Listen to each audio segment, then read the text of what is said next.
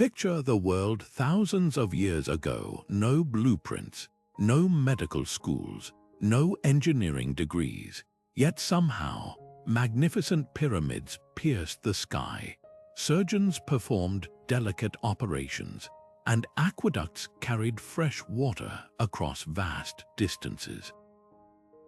How was any of this possible?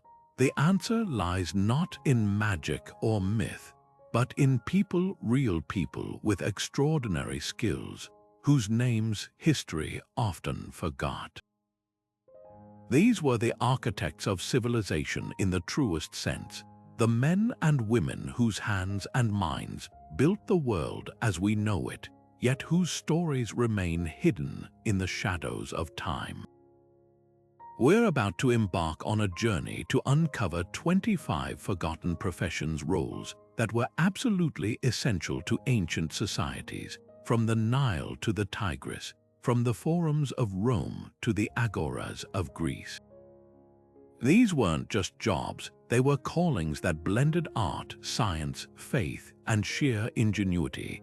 Think about the scribes who preserved knowledge on fragile papyrus, the lamplighters who pushed back the darkness each night, or the surveyors who mapped the world with little more than sticks and shadows. Their work echoes through the centuries, in the roads we travel, the words we read, even the coins we spend. This is about more than history. It's about rediscovering the human spirit that turned raw materials into wonders and ordinary lives into lasting legacies.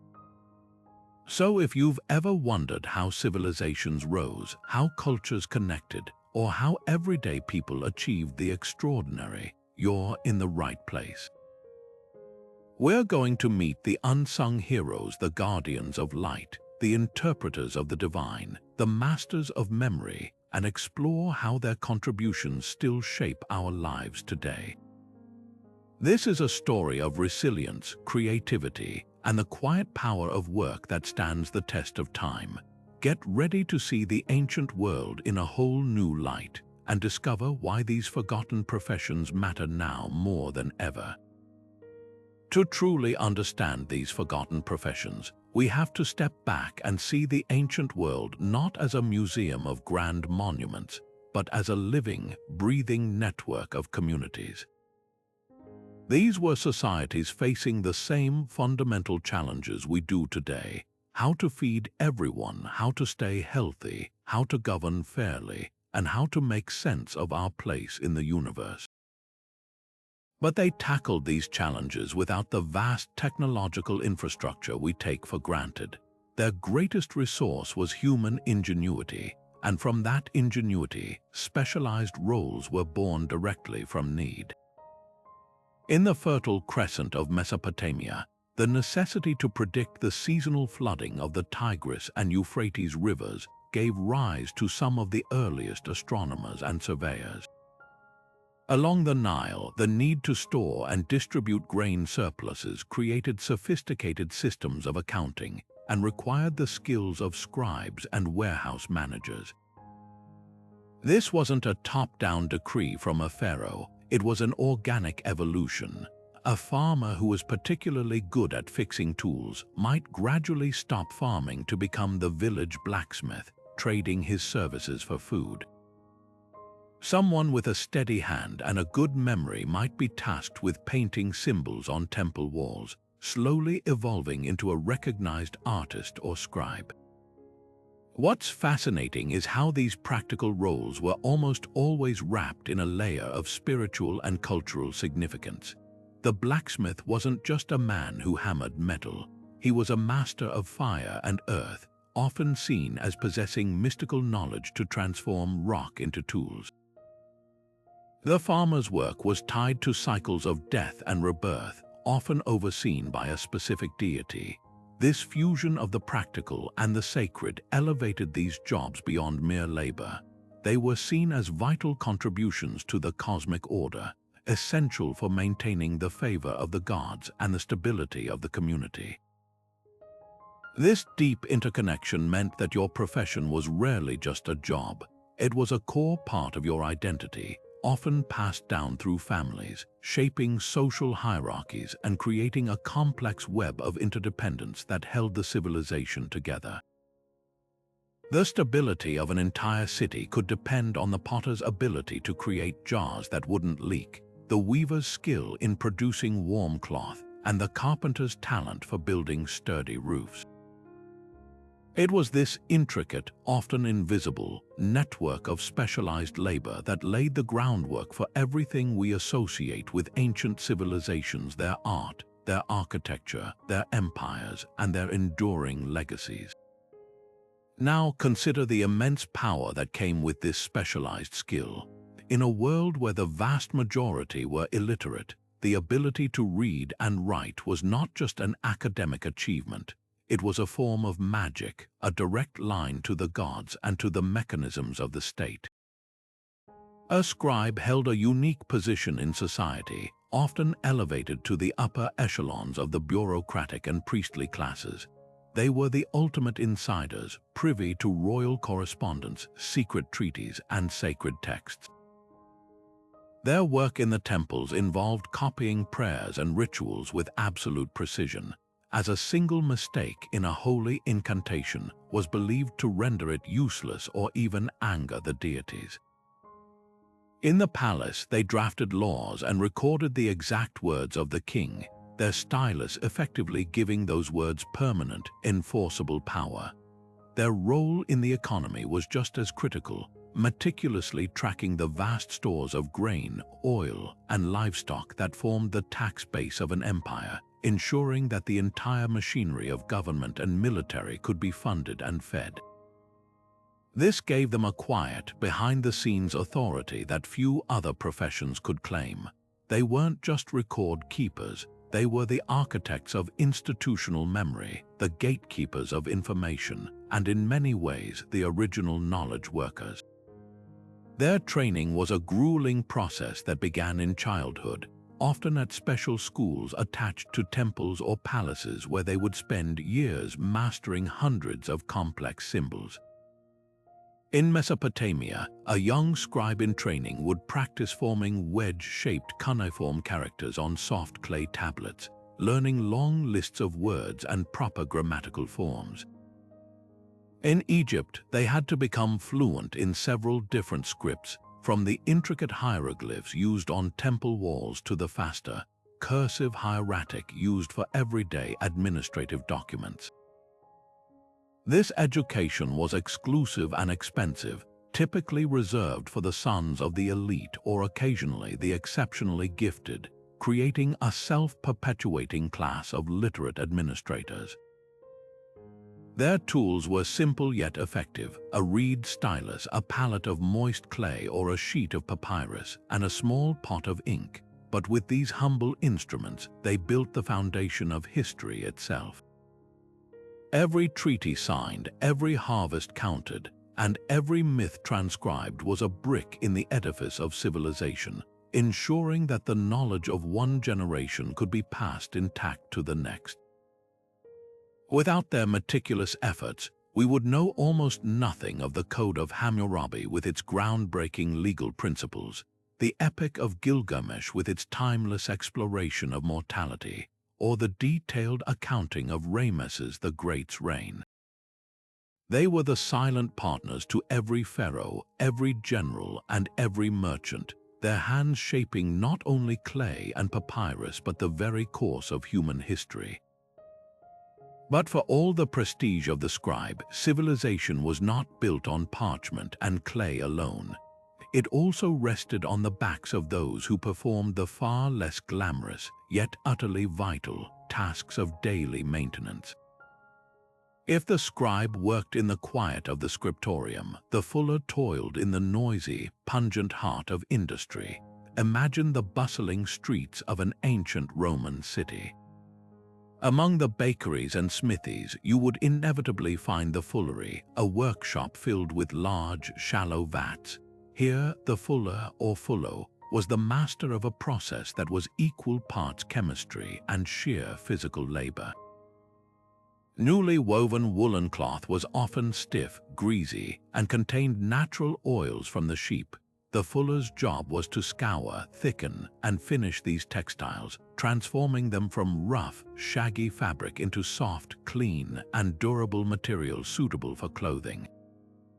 Their primary method was both ingenious and, to our modern sensibilities, rather revolting. They would fill these vats with a mixture of water, a special alkaline clay, and most famously, human urine. Urine, which contains ammonia, acted as a powerful natural detergent, breaking down greases and dirt.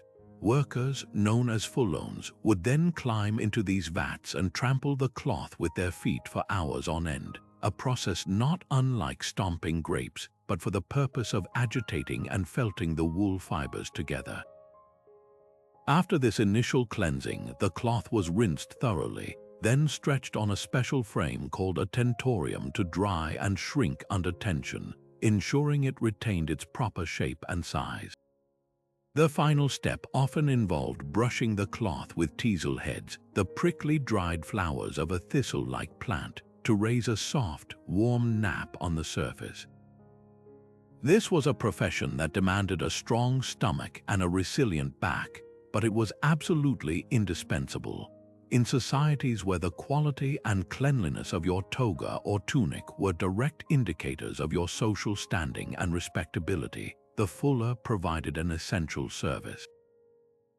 A stained or poorly maintained garment could signal poverty or slovenliness, while a bright, clean, well-fulled toga marked a person as prosperous and conscientious. Fullers often organized into powerful guilds, controlling the trade and ensuring quality standards across a city. They weren't just cleaners, they were the cornerstone of the textile trade, preparing raw woven goods for sale in the marketplace and enabling a thriving economy in finished clothing. Their methods, while primitive, represent a profound understanding of practical chemistry and material science. They were early pioneers of industrial hygiene, and their fundamental goal, transforming a raw material into a clean, useful, and socially acceptable product, directly paved the way for the sophisticated textile manufacturing processes that would follow centuries later. They turned the mundane necessity of clean clothes into a craft, proving that even the most humble profession could shape the fabric of society, both literally and figuratively.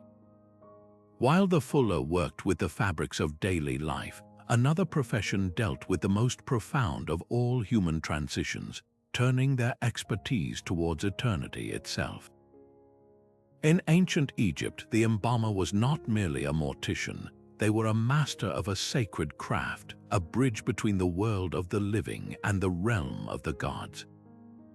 Their work was founded on a core belief that the preservation of the physical body was absolutely essential for the soul's survival in the afterlife. Without a recognizable vessel to return to, the soul, with all its components like the car and the bar, would be lost forever, denying the deceased eternal life. This was not a matter of simple burial. It was a complex, ritualized process of transformation, a 70-day journey to become an ak, a glorified, effective spirit. The embalmer was the guide on this journey, part priest, part chemist, and part surgeon, wielding both a scalpel and a sacred text. The process itself was a meticulous blend of early science and profound spirituality. It began not in a hidden workshop, but in a temporary structure near the Nile, allowing for both ritual purity and the practical necessity of water and drainage. The first and most critical step was the removal of the internal organs, which decayed most rapidly. Through a small incision typically made with a ceremonial obsidian blade, the liver, lungs, stomach, and intestines were carefully extracted. These were not discarded but were instead dehydrated and preserved in canopic jars, each jar guarded by one of the 4 sons of Horus. The heart, believed to be the seat of intelligence and emotion, was almost always left in place, as it would be weighed against the feather of Mat in the final judgment.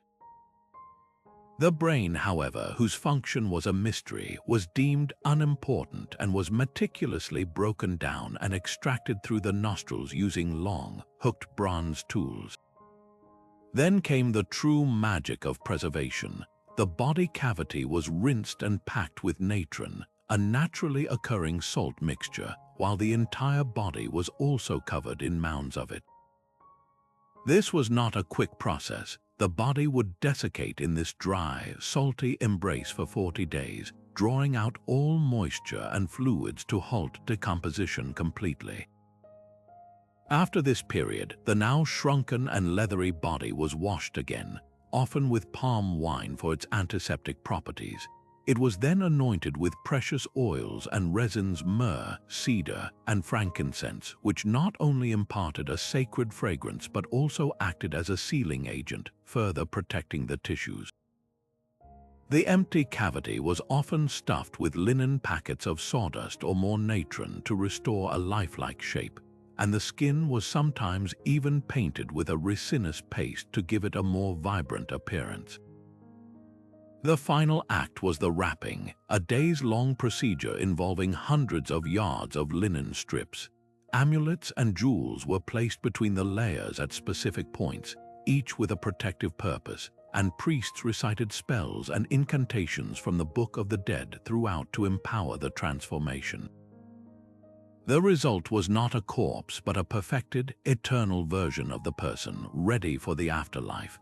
This profession was deeply integrated into the social and economic fabric of Egypt. Embalming was a lucrative trade with a sliding scale of cost and complexity. A royal burial with all the rituals, a gold mask, and ornate sarcophagi was a project of state importance, while a commoner might only afford a simpler preservation using cheaper materials. This reinforced social hierarchies even in death. The embalmers themselves were part of a respected, guild-like class, living in their own communities and passing their secret techniques down through families.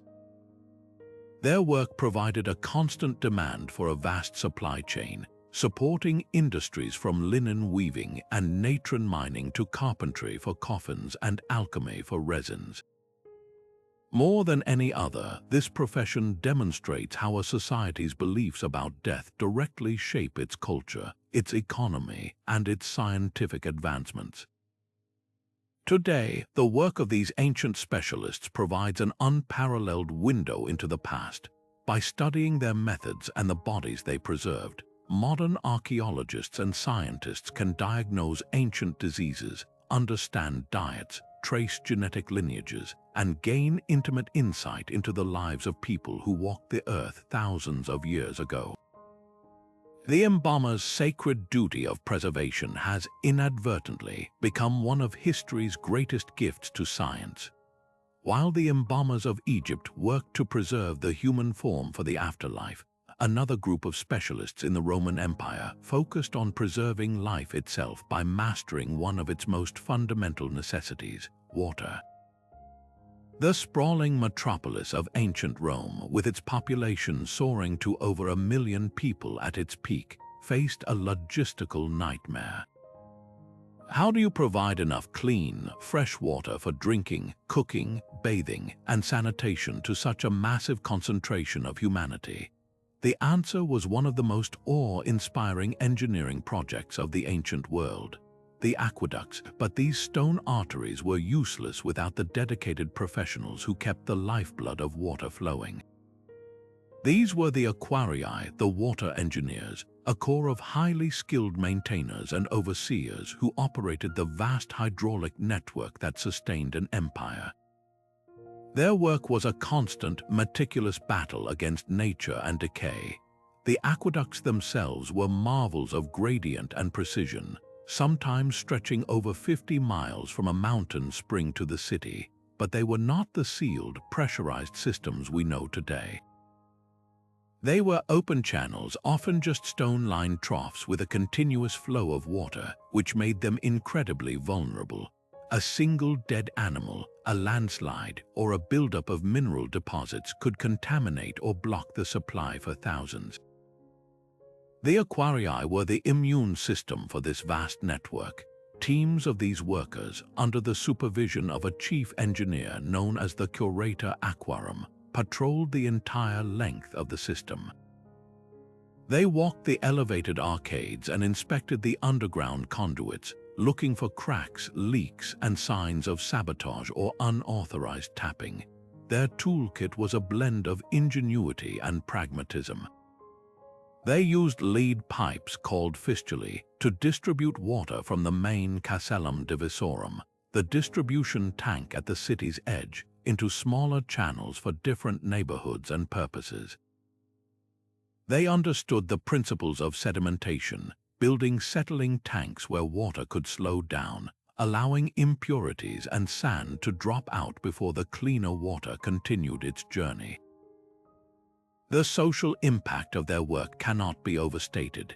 In a world where most crowded cities were breeding grounds for disease, Rome's abundant water supply, maintained by the aquarii, was a revolutionary force for public health. It fed the famous public baths, the thermae, which were not just places for cleanliness but central hubs for social life, business, and exercise. It supplied countless public fountains, ensuring that even the poorest residents in cramped apartment blocks had access to fresh water just steps from their door. It powered sewers like the Cloaca Maxima, flushing waste out of the city and into the Tiber River. This universal access to clean water was a powerful tool for social stability. It was a daily, tangible benefit of Roman citizenship and imperial rule that improved everyone's quality of life, from the senator to the slave. The profession required a diverse skill set. An aquarius needed to be part mason to repair stonework, part plumber to work with lead piping, and part hydrologist to understand flow rates and water quality. They kept detailed records of water rights and allocations, as the supply was carefully divided for public use, imperial palaces, and private parties who paid for the privilege. In many ways, they were the ancient equivalent of modern civil engineers and public works departments, embodying the Roman ideal of using practical knowledge and disciplined labor to tame the environment for the benefit of urban civilization. Their legacy is literally set in stone across Europe and North Africa, and their fundamental principles of water sourcing, distribution, and maintenance form the bedrock of modern municipal water systems. The aquarii ensured that the genius of Roman engineering was not a static monument but a living, functioning system that defined daily life, proving that the most vital profession is often the one that works silently in the background to keep the foundations of society strong. As dusk settled over ancient Rome, a second shift of workers began their day, their labor quite literally pushing back the encroaching darkness. While the aquarii ensured the flow of water, the lampadarii mastered the flow of light. In a world without a flick of a switch, these dedicated keepers of the flame were the unsung heroes who transformed the night from a time of danger and inactivity into an extension of the day, enabling everything from scholarly study to vibrant nightlife.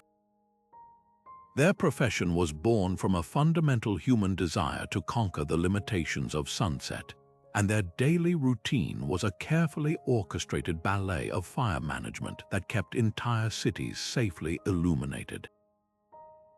The Lampadarius was far more than a simple lamplighter. This was a skilled trade that demanded a deep understanding of materials and logistics.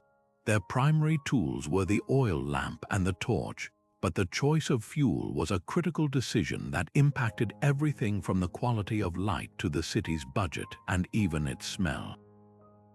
The most common fuel was olive oil, a relatively clean burning resource abundant across the Mediterranean, but cheaper alternatives like fish oil or rendered animal fat were also used, often producing a sputtering flame and a thick, pungent smoke that would have hung over the streets.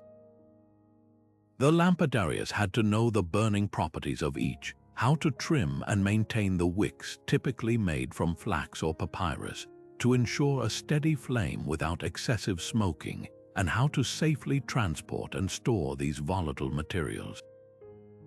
In larger cities like Rome or Antioch, they worked in teams, following set routes to light hundreds of public fixtures before full dark, a task that required impressive speed and coordination.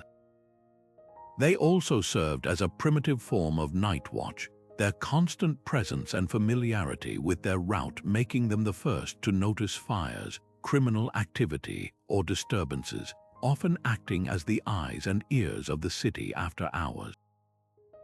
The social and economic impact of their work was profound. Public lighting maintained by the Lampadarii was a revolutionary civic amenity.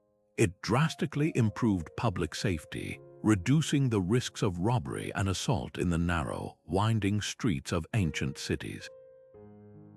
This security allowed for the extension of the commercial day. Shops and market stalls could remain open longer, and restaurants and taverns became bustling social hubs after dark.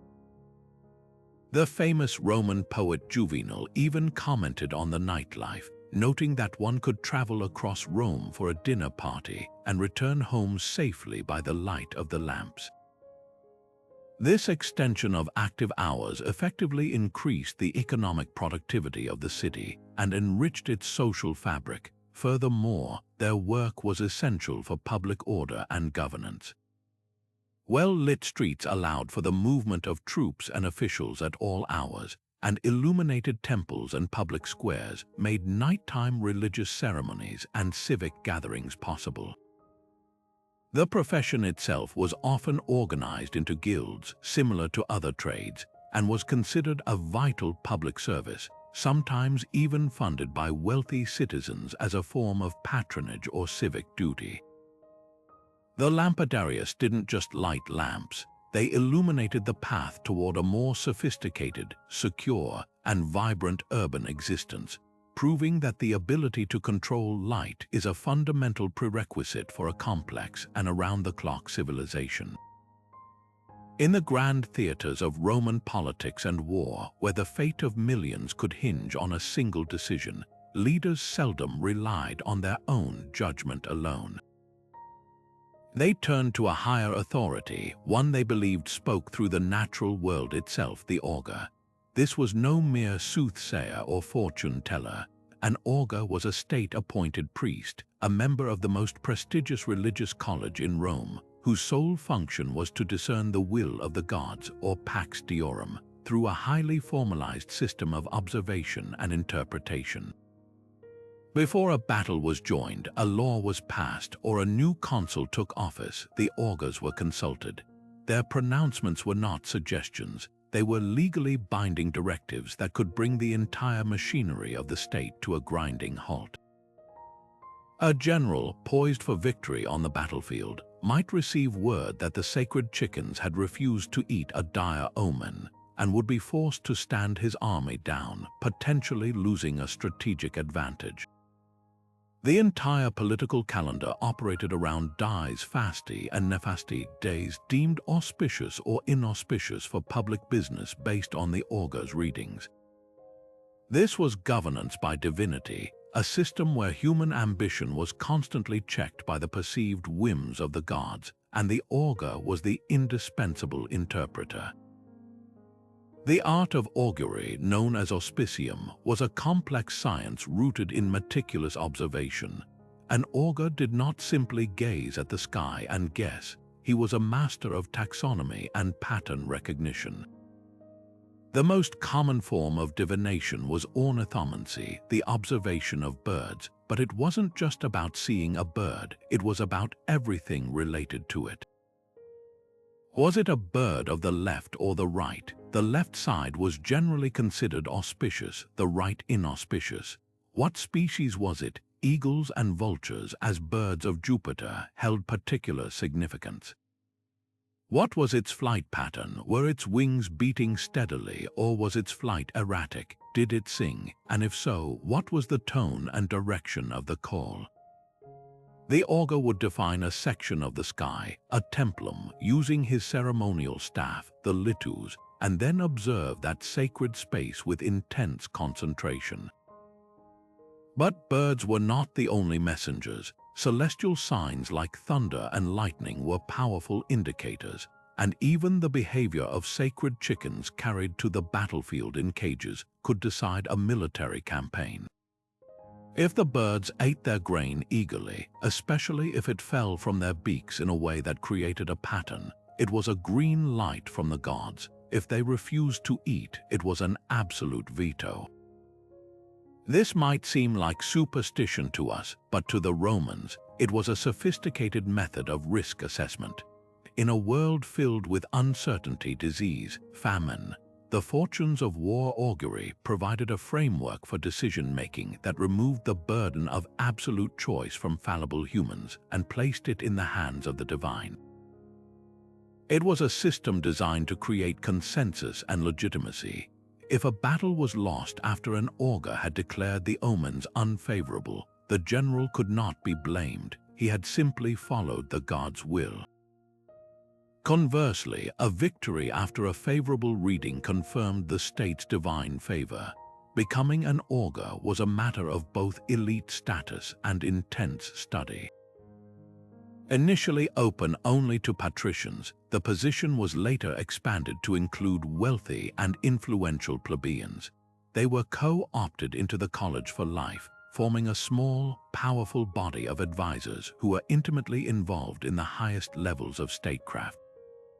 Their training was a rigorous oral tradition, passed down through generations, involving the memorization of vast archives of past observations and their outcomes. They maintained detailed records on what specific bird behaviors had preceded great victories or terrible disasters, building a corpus of knowledge that gave their pronouncements the weight of precedent and empirical evidence, at least in their eyes. This was not a freelance operation. Augury was a state-sanctioned monopoly on divine communication. For the common person, seeing an augur at work on a raised platform, his eyes fixed on the heavens, his litus held aloft, was a powerful symbol of Rome's stability and its special relationship with the gods. It reinforced the social order, demonstrating that the elite were not just powerful but also pious, entrusted with maintaining the cosmic balance. While the practice faded with the rise of Christianity, the underlying impulse, the search for signs and patterns to guide us through an unpredictable world, never truly left us. The legacy of the augur lives on in our continued fascination with forecasting, data analysis, and the eternal human quest to peer into the future before making our next move. If the augurs interpreted the divine will that guided Rome's destiny, it was the Faber who actually built that destiny with their own two hands. This Latin term, from which we get words like fabricate, was a broad title for the master craftsmen, the blacksmiths, carpenters, stonemasons, and metalworkers who were the literal engineers of Roman material culture. They were the indispensable problem solvers, the ones who could look at a block of stone, a bar of iron, or a felled tree and see within it the potential for a legionary sword, a truss for an aqueduct, or the intricate inlay for a senator's dining table. Their work was the tangible expression of Roman power and ingenuity, forming the very bones and muscle of the empire, from the humblest farming village to the grandest metropolis. A Roman Faber was a specialist in transformation. The blacksmith, or Faber Ferrarius, operated a forge that was a hub of heat and hammering, a place of near alchemical power. Here, they performed the vital work of smelting ore into workable iron, and then forging that iron into an endless array of essential items. Their most famous product was the gladius, the short, stout stabbing sword that was the backbone of the Roman legion's brutal efficiency.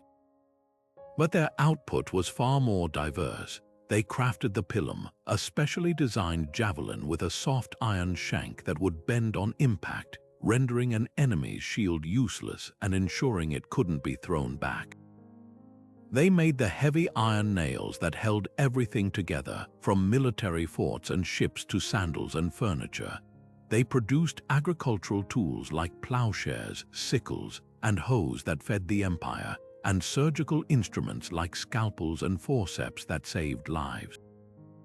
Each object required a deep understanding of metallurgy, knowing exactly how to heat, hammer, quench, and temper metal to achieve the perfect balance of hardness and flexibility. Equally vital was the work of the carpenter or Faber Tignarius. In a world built largely of wood, their skill was the difference between a sturdy roof and a collapsed one, between a seaworthy vessel and a sunken one. They framed the houses and apartment blocks of crowded cities, built the water wheels that powered grain mills, and constructed the scaffolding that allowed for the erection of monumental stone structures. Their most critical role, however, was in supporting the military machine.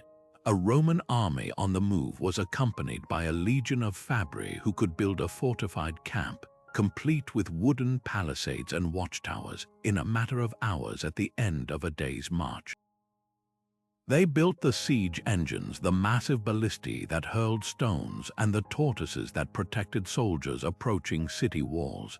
That were the ancient equivalent of artillery. Their mastery of joinery, using complex mortise and tenon joints sealed with hot pitch, allowed them to build the merchant ships and warships that controlled the Mediterranean, turning it into a Roman lake. Perhaps the most enduring legacy, however, comes from the stonemasons, the Fabii Lapadarii. These artists in stone were responsible for the breathtaking architecture that still defines the Roman aesthetic. They were the ones who could take a rough quarry block and with chisel, mallet, and sheer artistry, turn it into a perfectly fluted column for a temple, a delicately carved acanthus leaf for a Corinthian capital, or a smooth, massive slab for a road surface. Their technical innovations were groundbreaking. They perfected the use of the arch and the vault, allowing for the construction of immense, open spaces like those found in the baths of Caracalla or the Basilica of Maxentius.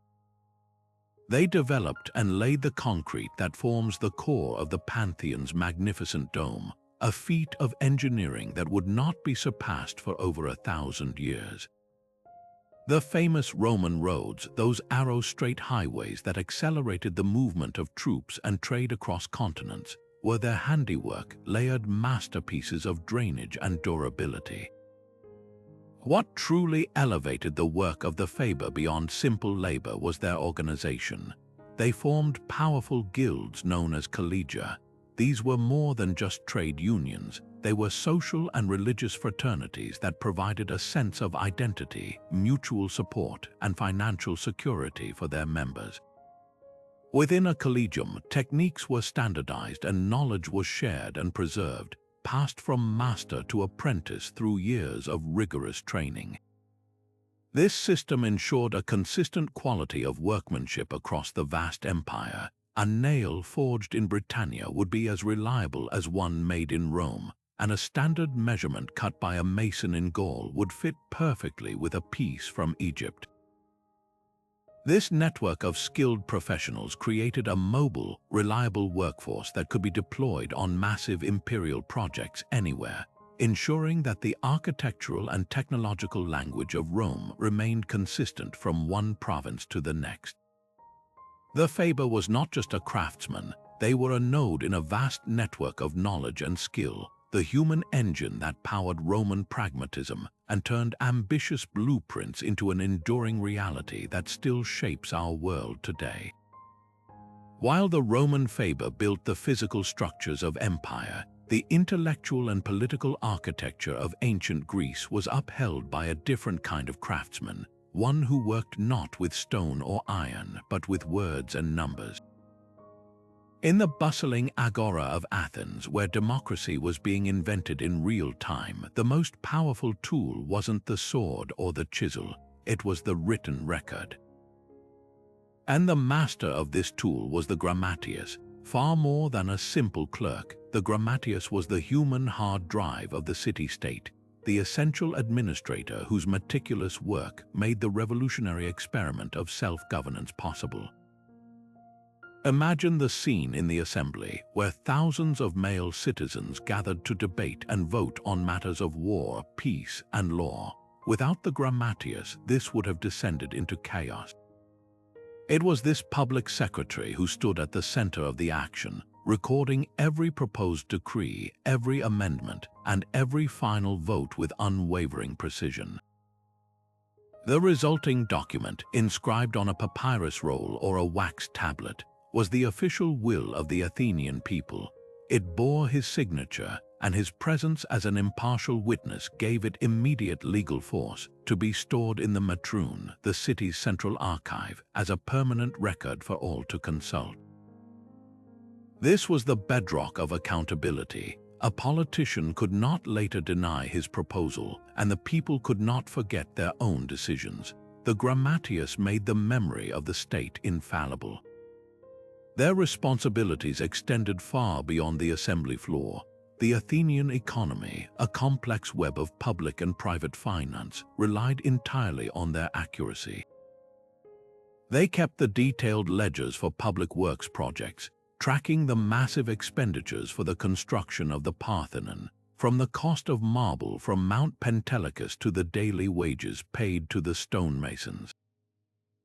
In the courts, they recorded the speeches of litigants, creating the verbatim accounts that allowed for appeals and established legal precedent.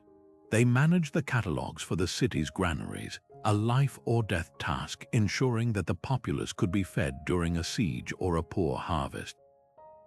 For the Council of 500, the executive body that prepared the agenda for the assembly, the Grammatius was indispensable.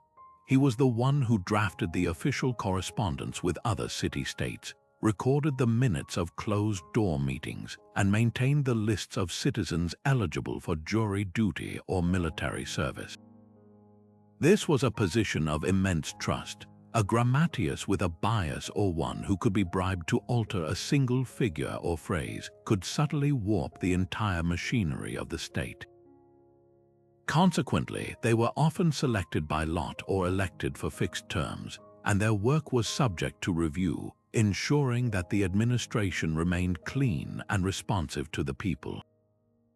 The training of a Grammatius was rigorous and exclusive, placing them among the educated elite of Greek society.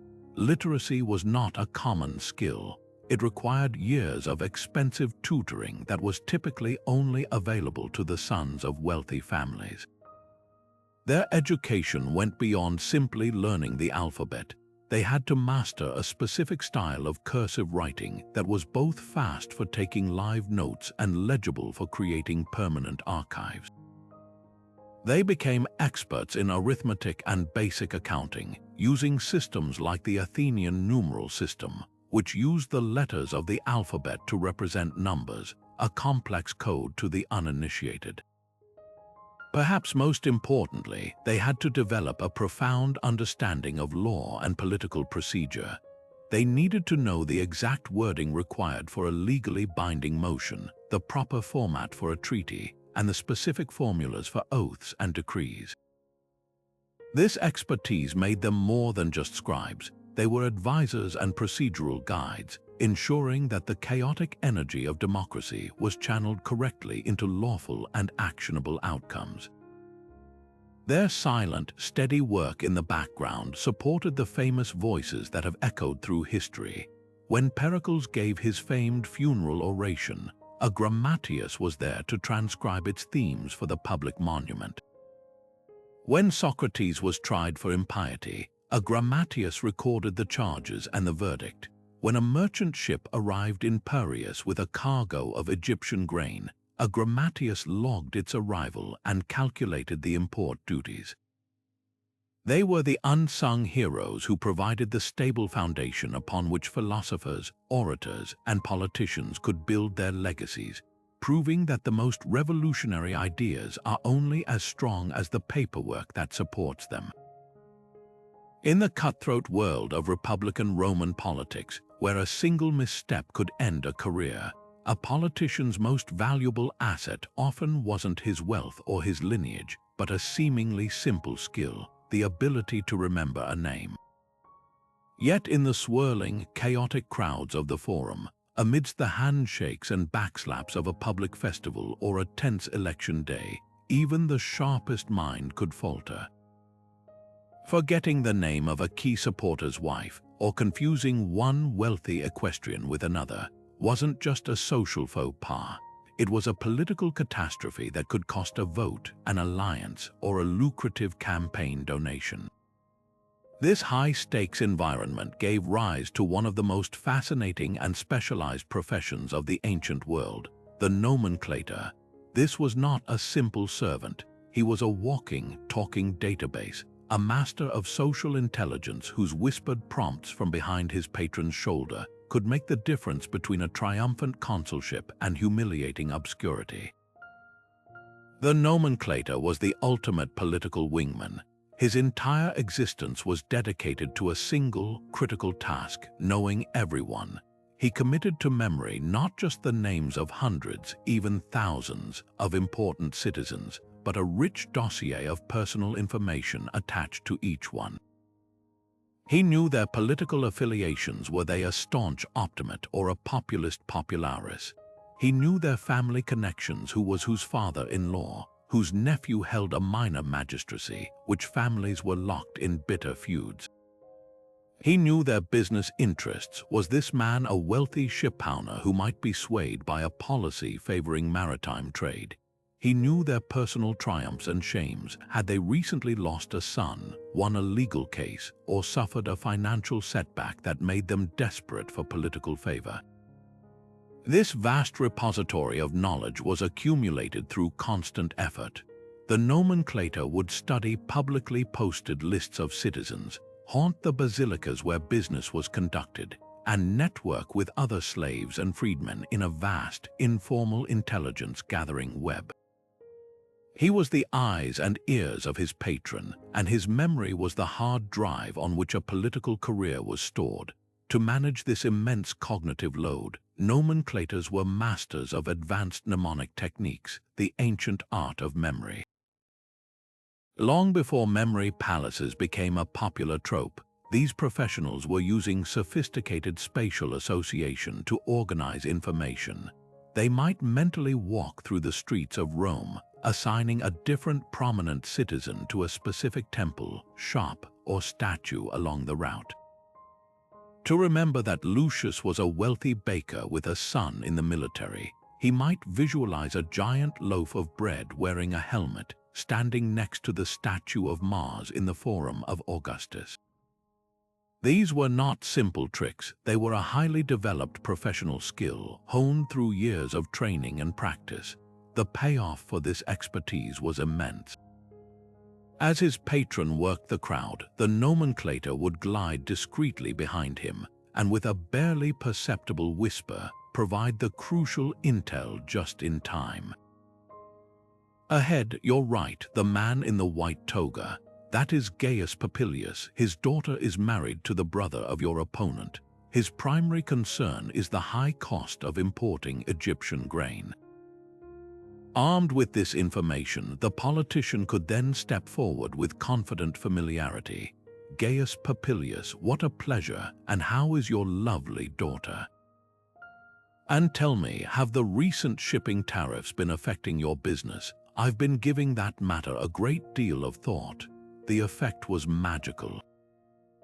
It created an instant, powerful impression of personal connection and meticulous care, making the voter feel seen, important, and understood.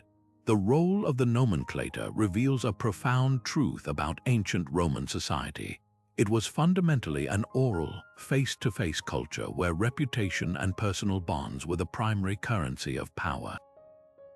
There were no business cards, no LinkedIn profiles, no databases to query.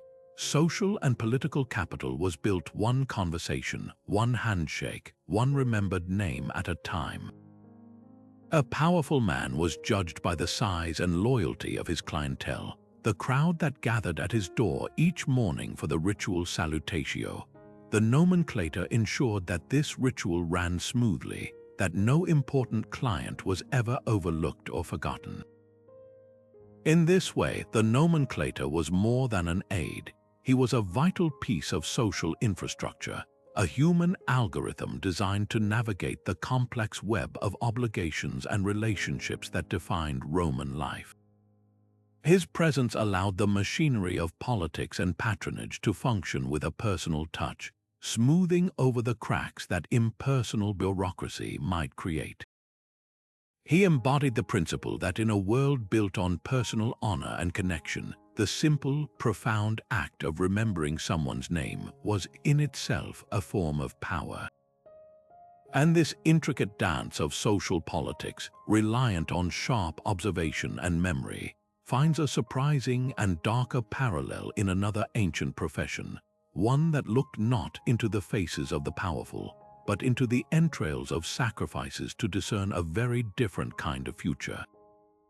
While the nomenclator used his memory to navigate the complex social landscape of Rome, another profession looked inward, seeking answers not in the faces of men but in the visceral anatomy of sacrificed animals. In the stark, solemn atmosphere of a temple precinct, the fate of empires could hinge on the shape of a liver. This was the domain of the Haruspex, a figure who wielded a knife not for battle or butchery, but for divination, interpreting the will of the gods through a practice known as extispicy, the reading of entrails. Originating with the Etruscans, a civilization renowned for their deep religiosity and mystical practices, the art of the Haruspex was later adopted and formalized by the Romans, becoming an integral part of their state religion. This was not a random or chaotic act of superstition. It was a highly disciplined, systematic science of signs, a sacred autopsy performed to diagnose the health of the state and forecast its future. The ritual itself was a precise and solemn ceremony, typically performed before any major state undertaking. A chosen animal, often a sheep, goat, or bull, was carefully selected for its perfection, as any physical flaw could itself be seen as a bad omen. The animal was ritually sanctified, and after a prayer was offered to the specific god being consulted, it was swiftly and humanely slaughtered. The Haruspex then began his meticulous work, his hands moving with the practiced skill of a surgeon. His primary focus was the liver, or hepar, which the Etruscans believed was the seat of life itself, the organ most directly connected to the divine world. He would carefully remove it and place it on a special clay model known as a liver of Piacenza, a fascinating archaeological artifact that serves as a literal map of the heavens. This bronze model, divided into 16 sections corresponding to different regions of the sky and the gods who ruled them, was the Haruspex's essential diagnostic tool. He would compare the freshly extracted liver to this model, examining it for any deviations from the ideal form. Was it unusually large or small? Was its color a healthy, vibrant red or a pale, sickly hue? Most importantly, he searched for any marks or anomalies, a lobe that was misshapen, a gall bladder that was distended, or the most feared sign of all, a hole or lesion, which indicated a divine veto so absolute it could cancel a military campaign or halt the passage of a law. Every bump, every discoloration, every slight variance in texture was a potential message, a word in the divine language written in flesh and blood. The training to become a Haruspex was a long and arduous process, a rigorous apprenticeship that could last for years. Knowledge was passed down within families or from master to student, forming a closed, elite guild of interpreters. A novice had to memorize the complex celestial map of the liver model, learning which section was sacred to Jupiter, which to Mars, and which to Juno. He had to study a vast archive of past readings and their outcomes, building a mental database of correlations between specific signs and subsequent historical events. If a speckled liver was observed before a naval battle that Rome then lost, that sign became part of the established law. This created a form of empirical theology, where the interpretation of omens was not arbitrary but was based on an accumulated body of historical precedent. The Haruspex was therefore both a priest and a scholar, a custodian of an ancient and secretive tradition.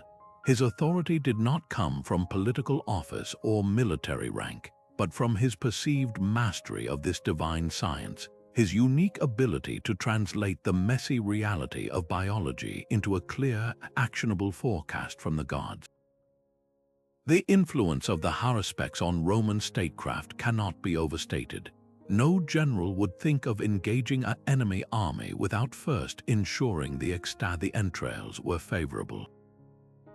The famous story of the consul Publius Claudius Pulcher before the Battle of Drepana in the First Punic War illustrates the power they wielded.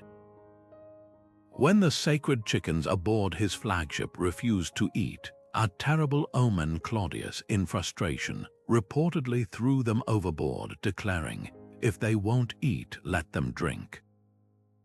He proceeded to engage the Carthaginian fleet and suffered a catastrophic defeat, a loss that was universally blamed on his impious disregard for the divine warning. This story, whether entirely true or not, underscores a critical point. The Haruspex provided a crucial system of checks and balances. In a society where ambitious leaders could be driven by personal glory or rash judgment, the requirement to seek and obey divine approval through the entrails acted as a brake on reckless action. It was a way of outsourcing the final, most difficult decisions to a higher power, providing leaders with a sense of confidence and their troops with a sense of divine backing. Conversely, a positive reading could boost morale immensely, sending soldiers into battle believing the gods were literally on their side.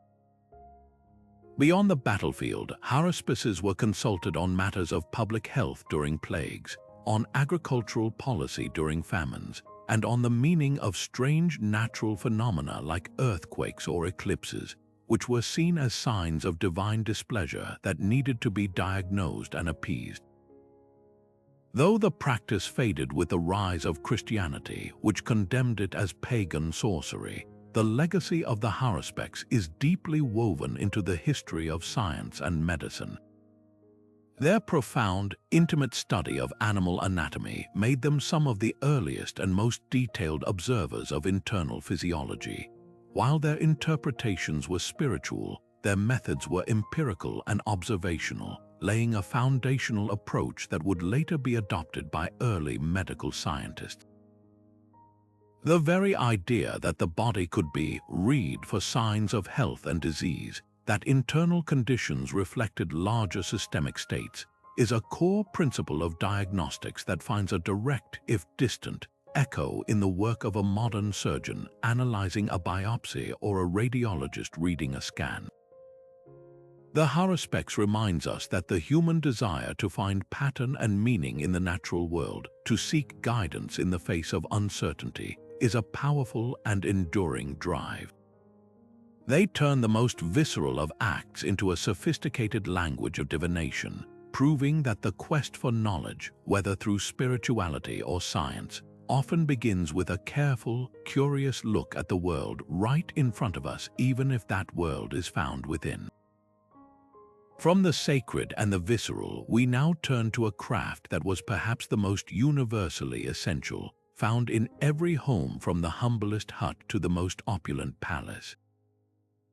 While haruspices looked for meaning within the body, ancient potters found infinite possibility within the earth itself, transforming the most common of materials, clay, into the very vessels that held civilization together. This was not a single profession but a vast ecosystem of skills, from the diggers who sourced the right clay to the master throwers who shaped it on the wheel, the kiln masters who controlled the transformative fire, and the painters who adorned the surfaces with stories and symbols.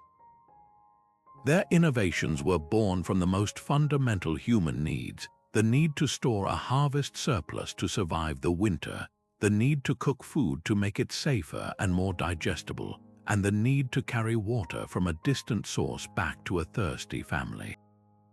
The potter's workshop was therefore one of the earliest and most vital centers of practical technology, a place where chemistry, physics, and art converged to solve the basic problems of daily existence. The technological leap from simple sun-dried clay to fired ceramic pottery was one of humanity's greatest early achievements. The earliest pots were likely invented by accident, perhaps when a clay-lined basket was left too close to a fire, baking it into a durable container. But ancient potters quickly systematized this discovery. They learned to seek out specific clay deposits, often traveling great distances to find materials with the right plasticity and mineral content. They discovered that adding temper-crushed sand, shell, or old pottery grit prevented the clay from cracking during the intense heat of the kiln. The invention of the simple turntable, which evolved into the fast potter's wheel around 3500 BC in Mesopotamia, was a revolution in production. It allowed a skilled potter to create symmetrical, thin-walled vessels with astonishing speed and consistency, moving pottery from a painstaking handicraft into the realm of early mass production. But the true magic happened in the kiln. Mastering the kiln was a sophisticated science. The potter had to build a structure that could reach temperatures over 1000 degrees Celsius and, most crucially, control the atmosphere inside. A kiln fired with plenty of oxygen would produce pots with red or orange hues from the iron in the clay oxidizing. But if the air vents were sealed at the critical moment, creating a reducing atmosphere starved of oxygen, the same clay would turn gray or black. This was not just about color, it fundamentally altered the ceramic's hardness and durability. Later innovations in glazing, using lead or ash to create a glassy, waterproof coating, made vessels impervious to liquids, perfect for storing wine, oil, and water. Each of these steps represented centuries of accumulated knowledge, passed down from master to apprentice, each generation refining the craft. The output of these workshops was the plastic and cardboard of the ancient world, the disposable yet indispensable packaging for an entire civilization. Think of the vast, bulbous pithoi jars, taller than a person, that were buried up to their necks in the ground within Greek homes and palaces, filled with enough grain, olives, or wine to sustain a household for months. Consider the elegant, narrow-necked amphorae, whose distinctive shapes allow archaeologists to identify their place of origin and contents: Rhodian wine, Athenian olive oil, Spanish fish sauce. These ceramic containers were the backbone of Mediterranean trade, stacked by the thousands in the holds of ships, their sturdy yet cheap construction making them the perfect vessel for transporting goods across the known world. In the kitchen, the potter provided everything from flat baking plates and deep stew pots to delicate pouring jugs and drinking cups, each form perfectly adapted to a specific culinary task. Beyond the purely practical, potters also served the spiritual and the state. They crafted intricate ceremonial vessels for libations and offerings, sculpted votive figures to be left in temples, and produced the finely painted funerary urns that held the ashes of the dead. In Athens, the most democratic of cities, one of the most important civic duties was performed using pottery. The ostracon, the broken potsherd on which citizens scratched the name of a politician they wished to see exiled for 10 years. The very mechanism of democracy literally rested on the broken pieces of a potter's work. For archaeologists today, these broken pieces, the ubiquitous pottery shards that litter ancient sites, are more valuable than gold. Unlike stone or metal, pottery is virtually indestructible. It does not decay, rust, or rot, and because styles of decoration, shape, and manufacture changed so frequently, pottery provides an incredibly precise dating tool. A layer of earth containing a specific type of Athenian black figure pottery can be dated to within a few decades. Furthermore, because pottery was so widely traded, a single shard can tell a story of incredible distance and cultural connection. The discovery of Roman pottery in India confirms the extent of maritime trade routes. Finding Greek vessels in a Celtic chieftain's grave in France speaks volumes about the prestige of imported goods and the long-reaching networks of exchange. By analyzing the chemical signature of the clay itself, scientists can often pinpoint the exact quarry it came from, tracing a humble cooking pot found in a foreign land back to its original workshop thousands of miles away. In this way, the potter, often an anonymous artisan, became an unwritten chronicler of their age.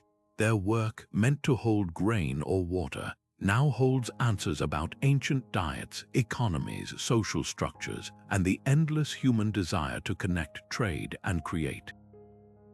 They proved that a civilization could be built not just on stone and law, but on the humble, fired earth that held its food and carried its water, a testament to the idea that true innovation often lies in perfecting the ordinary.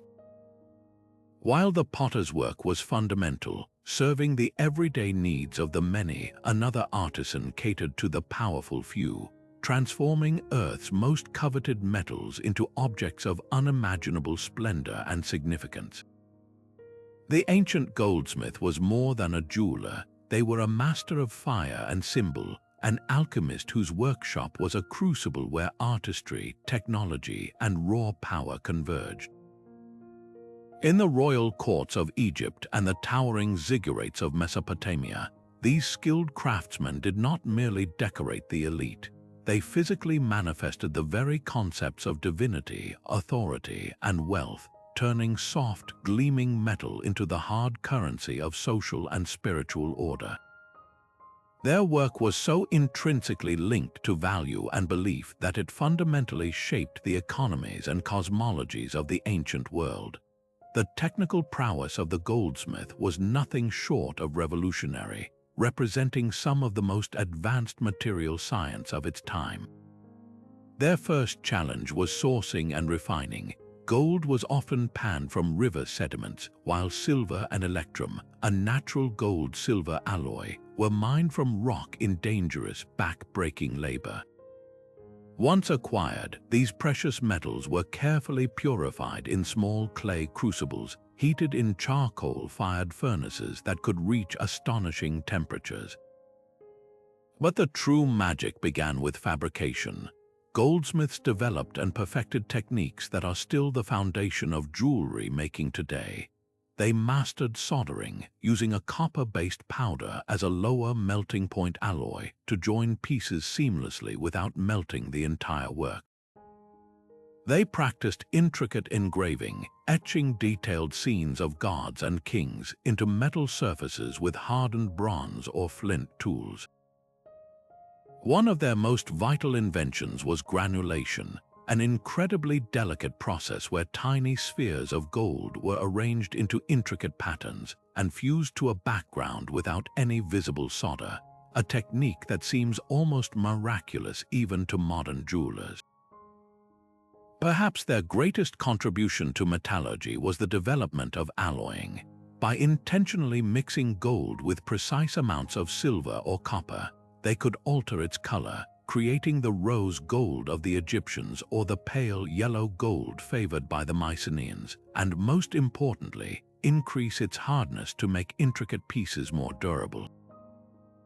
This precise control over the very composition of metal elevated their craft from simple shaping to a form of high-stakes chemistry. The objects that emerged from these smoky, intense workshops served a purpose far beyond adornment. For the pharaohs of Egypt, gold was the flesh of the gods, an incorruptible, eternal substance that shone like the sun.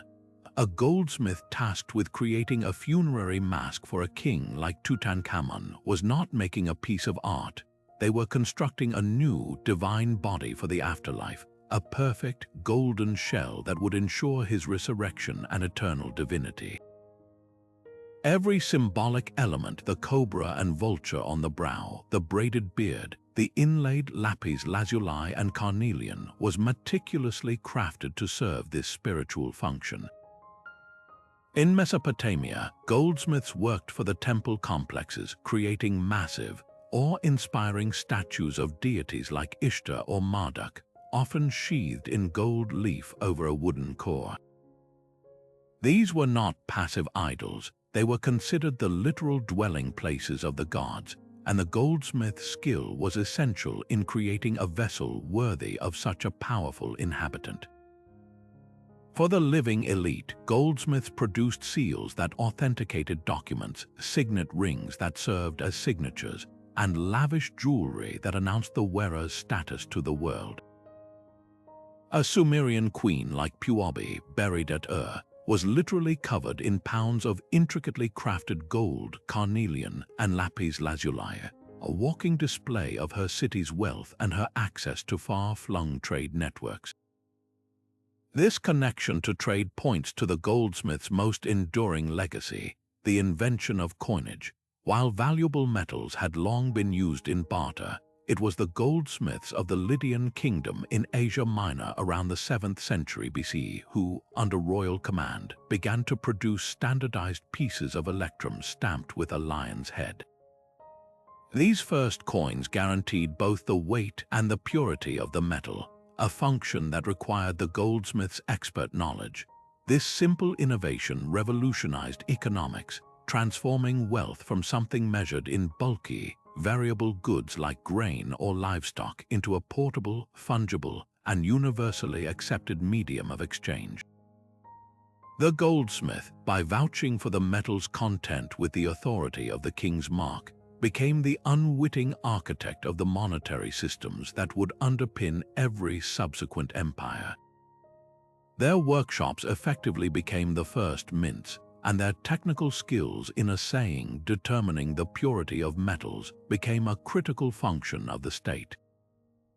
From crafting a god statue to stamping a king's face on a coin, the goldsmith's work consistently defined and reinforced the concept of value, both spiritual and economic. Their legacy is not confined to museum cases. It pulses through the global economy every time a financial transaction occurs, a permanent testament to how the pursuit of beauty and status can inadvertently forge the tools that build the modern world. Out on the open water, far from the sight of any shore, the ancient mariner known as the Simpson faced a world of immense blue nothingness, his life and the lives of his crew depending on a vast and intimate knowledge that was his alone. The term itself, drawn from the Greek symplegades or clashing rocks of myth, evokes the perilous and unpredictable nature of his profession. He was the master navigator of the ancient world, the indispensable human compass who could read the subtle language of the sea and sky to guide his vessel, be it a nimble Phoenician galley laden with Tyrian purple dye, or a heavy Greek merchant ship carrying olive oil in vast amphorae safely to a distant port. His work was the thread that stitched together the entire Mediterranean world, transforming it from a terrifying barrier into a vibrant highway of exchange. Without a single chart or instrument we would recognize today, the Simpson's toolkit was his own honed senses and a deep, generational memory of the natural world. By day, he was a master of piloting, using distant landmarks, the unique silhouette of a mountain, the white cliffs of a particular island, the specific way the waves broke against a hidden reef to maintain a coastal course. But his true mastery was revealed under the vast, star-strewn canopy of the night sky. He was an astronomer in the most practical sense, knowing the precise paths of constellations like Ursa Major and the celestial hunter Orion.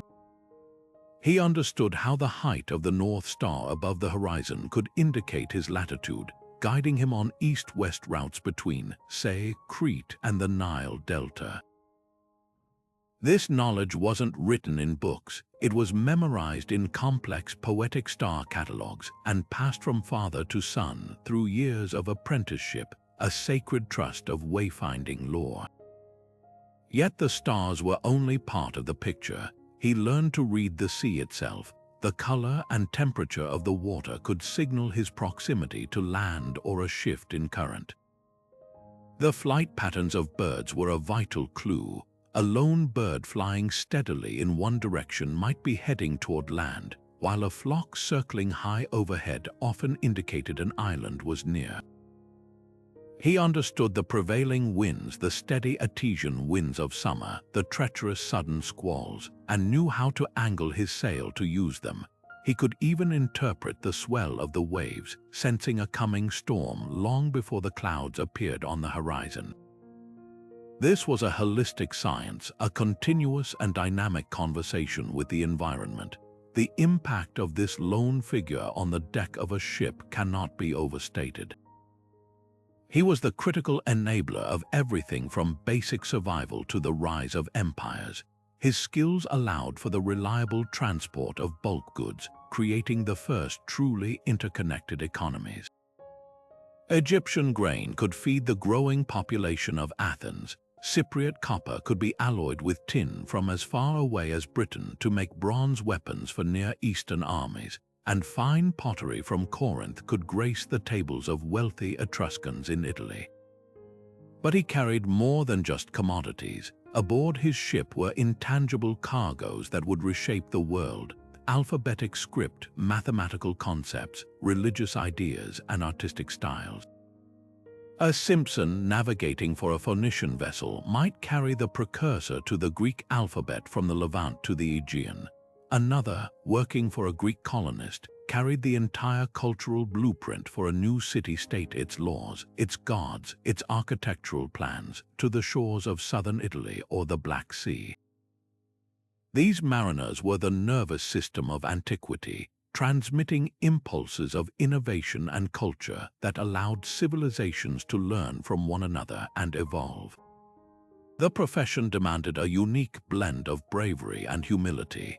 He braved the terrifying whims of Poseidon, knowing that a single miscalculation could mean death for all. He endured weeks of cramped conditions, limited rations, and the constant anxiety of the open sea. His authority on the ship was absolute in matters of navigation, often superseding even the captains, for he held the collective knowledge of generations of sailors who had come before him. The development of his art is a story of gradual, courageous exploration.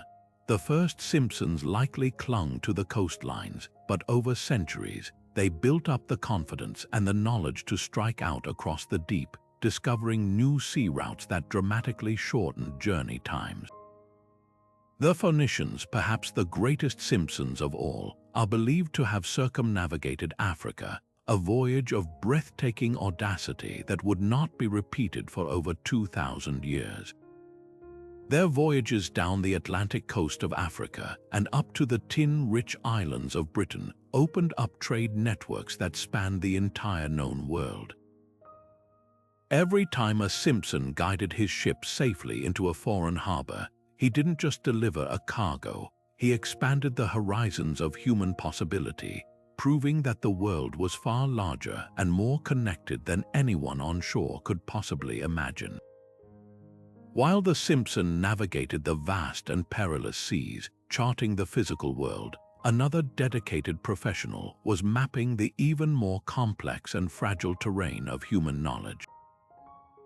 In the hushed, hallowed halls of the great libraries of the ancient world, most famously the legendary Library of Alexandria, the Librarius performed a different kind of navigation. He was not a simple shelf stacker or a passive guardian of books. He was an active, highly skilled intellectual laborer, a guardian against the greatest threat to civilization, the loss of memory.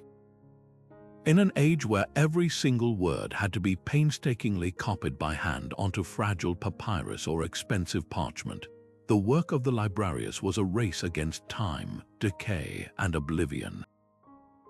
His mission was nothing less than to gather all the world's knowledge under one roof and ensure its survival for future generations, creating a fortress for wisdom in a world of constant uncertainty. The daily routine of a librarius was a blend of meticulous physical labor and profound scholarly engagement. His primary task was the endless reproduction of texts. Seated for hours in a scriptorium surrounded by other scribes, he would carefully unroll a worn, aging scroll, perhaps a play by Aeschylus that had traveled from Athens or a medical treatise from a Phoenician doctor. His tools were simple but required immense skill: a reed pen, a pot of ink made from soot or crushed insects, and fresh sheets of papyrus. The act of copying was not mechanical transcription. It was an act of interpretation and preservation. A skilled librarius had to be fluent in multiple languages and scripts, able to decipher faded ink, awkward handwriting, and archaic dialects. He had to make critical decisions. Was that smudge a word or a stain? Was this passage a later addition by a different author? And if so, should it be included? In this way, he was an early editor and textual critic, shaping the version of the text that would be passed down through the centuries. His handwriting needed to be exceptionally clear and standardized to ensure future readers could understand it, leading to the development of formal library scripts. After copying, the new scroll would be checked for errors against the original by a proofreader, a process called diorthosis, before being deemed fit for the collection. But his work did not end with copying. The next monumental task was organization. Imagine a library aiming to hold hundreds of thousands of scrolls, a chaotic mountain of rolled papyrus, all looking nearly identical from the outside. Without a system, any search for a specific text would be impossible. The librarius solved this with early information science. He became a master of taxonomy, developing sophisticated cataloging systems. The most famous system at Alexandria was created by the poet and scholar Callimachus, who produced the Pinaques, or tables. This massive catalog was essentially the first library database, a multi-volume reference work that listed authors alphabetically, categorized their works by genre e.g., tragedy, history, medicine, and included biographical details and critical commentary on authenticity and quality of each text. Each physical scroll in the library would have a small tag, a syllabus, attached to its end, identifying its author and title. The librarius had to know this system intimately, able to locate any work within the vast storage rooms or armaria, and to advise scholars on what texts existed on their subject of study. He was, therefore, the human search engine of the ancient world, the indispensable interface between a scholar and the collected knowledge of humanity. The environment they worked in was unlike any other. The great library of Alexandria was not just a repository. It was the world's first center for advanced research, a university, a think tank, and a publisher all rolled into one. Funded by the vast resources of the Ptolemaic kings, it attracted the greatest minds of the age, mathematicians like Euclid and Archimedes, astronomers like Eratosthenes, who calculated the Earth's circumference, and physicians like Herophilus, who pioneered human anatomy. The librari were the essential support staff for this intellectual revolution. They provided these geniuses with the primary sources they needed, fetched scrolls for cross-referencing, and then copied and disseminated their groundbreaking new works, sending them out to other libraries and scholars across the Mediterranean. This system of royal patronage was crucial. It freed the librarius from the need to produce commercially viable work, allowing him to focus on preserving everything, from the epic poetry of Homer to the obscure medical texts that might one day save a life. Their work created a continuous thread of scholarship, allowing Euclid to build upon earlier geometric principles and for new discoveries to be recorded, verified, and added to the collective understanding. The ultimate value of their profession is measured in the tragic magnitude of what was lost. The gradual destruction of the Library of Alexandria through a series of fires and conflicts over centuries represents one of the greatest cultural catastrophes in human history. Countless works, unique copies of plays, histories, and scientific treatises, were turned to ash and lost forever, but the true legacy of the Librarius is measured in what survived. Every ancient text we have today, from Plato's dialogues to the histories of Herodotus, from the geometric proofs of Euclid to the medical wisdom of Galen, exists solely because at some point, a Librarius in a scriptorium somewhere, perhaps in Alexandria, Rome, or a remote monastery, made the conscious decision to copy it. He chose to spend weeks of his life meticulously reproducing that text, ensuring it would outlive the fragile original. They were the vital backup drive for classical civilization. Their quiet, patient work in the shadows of great thinkers ensured that the light of knowledge was never fully extinguished, providing the essential foundation upon which the Renaissance and the entire edifice of Western thought would later be rebuilt. In our modern digital age, where we grapple with the paradox of preserving vast amounts of information on rapidly obsolete formats, the lesson of the Librarius is more relevant than ever. He reminds us that knowledge is not truly safe when it exists in a single place or on a single fragile medium. Its survival always depends on the dedicated, human act of preservation, on the unwavering commitment to pass the torch of understanding from one generation to the next. In the midst of a world filled with very real and terrifying threats, from infected wounds and rampant fevers to the invisible specter of plague, the ancient Medicus stood as a bastion of reason, compassion, and practical skill. This was a profession that demanded a unique fusion of roles, part scientist, part priest, and part confident healer. From the Asclepians of Greece, where patients underwent dream therapy in sacred dormitories, to the sophisticated medical schools of ancient India described in the Sushruta Samhita, these physicians operated on a foundational belief that health was a delicate balance, a harmony between the individual and their environment, between the physical body and the spiritual world. They did not simply treat symptoms, they sought to understand the root cause of disharmony, approaching their patients with a holistic view that seems remarkably modern in its intent.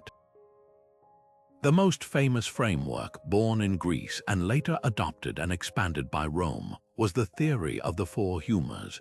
This was not mere superstition. It was a sophisticated attempt to create a unified theory of medicine, to make sense of the bewildering complexity of the human body. Physicians believed that health depended on the perfect balance of four key bodily fluids: blood, phlegm, yellow bile, and black bile. Each humor was associated with specific qualities, elements, and even personality traits. An excess of blood, or sanguis, made one cheerful and optimistic but could also cause fevers. Too much phlegm led to sluggishness and respiratory ailments. A surplus of yellow bile or choler resulted in irritability and liver problems, and an excess of the mysterious black bile or melancholy was thought to cause depression and cancer. The medicus's role was to diagnose these imbalances through careful observation, looking at a patient's complexion, feeling their pulse, and critically examining their urine, stool, and other secretions. Treatment was then aimed at restoring balance. This could involve bloodletting to reduce an excess of blood, prescribing purgatives or emetics to expel excess bile, or using diet and herbs with opposing qualities to counteract the perceived imbalance. A hot, dry condition might be treated with cool, moist foods like cucumbers and melons, but their practice extended far beyond this theoretical framework. Ancient physicians were astonishingly capable practical surgeons. The Indian physician Sushruta, working in the 6th century BCE, provided incredibly detailed descriptions of over 120 surgical instruments and 300 different surgical procedures. His text elaborates on how to perform cataract surgery using a sharpened needle, how to set broken bones with bamboo splints, and most famously, how to reconstruct a nose using a flap of skin from the patient's cheek, a procedure known as rhinoplasty, developed to restore those who had been punished by having their noses amputated. In Rome, medici attached to legions became experts in trauma surgery, expertly extracting arrowheads, suturing wounds, and amputating limbs with specialized bone saws, using opium or mandrake root to dull the agonizing pain. They understood the importance of cleaning wounds, often using vinegar or wine as rudimentary antiseptics, and they used clean bandages to prevent infection, knowledge that undoubtedly saved countless lives on the battlefield. Perhaps the most enduring legacy of these ancient healers is not a specific technique, but an ethical code. The Hippocratic Oath, attributed to the Greek physician Hippocrates of Kos, established a foundational ethos for the medical profession that still resonates today. It transformed healing from a trade into a vocation bound by sacred duty. The oath compelled physicians to swear to work for the benefit of the sick, to abstain from harm and injustice, to respect patient privacy, and to refuse to administer poison or participate in euthanasia. It created a relationship of trust between doctor and patient, establishing boundaries and emphasizing the profound responsibility that comes with the power to heal. This commitment to ethical practice elevated the profession and ensured that the patient's well-being was always the primary concern. The work of the Medicus was a testament to the human drive to alleviate suffering, to push back against the darkness of disease with the light of observation, reason, and compassionate care. They laid the essential groundwork upon which all of modern medicine is built, proving that the desire to heal and to understand the workings of our own bodies is one of the most noble and enduring pillars of human civilization. Among the most revered and paradoxical figures in all of ancient Rome stood the Vestal virgins, priestesses whose lives were a profound exchange of personal freedom for immense social power. Chosen between the ages of 6 and 10 from Rome's most distinguished patrician families, a young girl was not merely selected for a religious duty. She was legally emancipated from her father's control and entered a state of existence that set her entirely apart from all other Roman women. For the next 30 years, her life would follow a strict and sacred rhythm, divided into 3 decades of learning, serving, and finally, teaching. The heart of her existence was the circular temple of Vesta in the Roman Forum, a building that mirrored the shape of a primitive round hut, symbolizing the ancient foundational hearth of the Roman state. Within this temple, the sacred fire of Vesta burned, a flame that was far more than a symbol. The Romans believed it was the literal life force of the city, an eternal spark that represented the continuity and security of the state itself. The primary, non-negotiable duty of the Vestals was to ensure this fire never, ever went out. Its extinction was seen as a catastrophic omen, a sign that the gods had withdrawn their protection from Rome, and it was a dire failure that brought brutal punishment upon the priestess responsible. The requirements for this sacred office were extreme, centering on the vow of celibacy that gave the Vestals their name. This 30-year vow of chastity was the cornerstone of their power and their unique legal status. In a society where a woman's primary value was tied to her role as a wife and mother, the Vestal Virgin transcended these categories entirely. She was not a daughter, a wife, or a mother. She was Vestalis, a category unto herself. This separation from the traditional female life cycle granted her privileges unavailable to any other woman in Rome. She could own property, make a will, and testify in court without taking an oath, her word considered sacrosanct. She was accompanied by a lictor, a symbol of state authority typically reserved for the highest magistrates, and even the most powerful consuls and senators were expected to make way for her in the street. Her person was inviolable. To harm a Vestal was an act of sacrilege punishable by death. This immense respect stemmed from the belief that her purity was directly linked to the well-being of Rome. Her chastity was not a personal virtue but a public utility, a magical and spiritual prerequisite for maintaining the Pax Deorum, the peace of the gods. She was in essence married to the state, and her purity guaranteed its survival. The consequences for breaking this vow were as severe as the privileges were great. The accusation of incestum or unchastity was a matter of state crisis investigated by the Pontifex Maximus himself. If found guilty, the punishment was a terrifying and ancient ritual. The condemned Vestal was stripped of her sacred headbands and garments, scourged, and then buried alive in an underground chamber near the Colline Gate, given a small amount of food and water not as mercy, but as a technicality to avoid the state being guilty of directly murdering someone whose life was still legally inviolable. This horrifying fate was not about cruelty for its own sake. It was a desperate act of ritual purification. The Romans believed the sin of a Vestal had contaminated the entire city, inviting divine wrath, plague, or military defeat. By walling up the source of the pollution, they sought to literally contain the spiritual infection and cleanse the state. The man involved was publicly scourged to death. This stark contrast between supreme honor and horrific punishment highlights the immense weight placed upon their shoulders.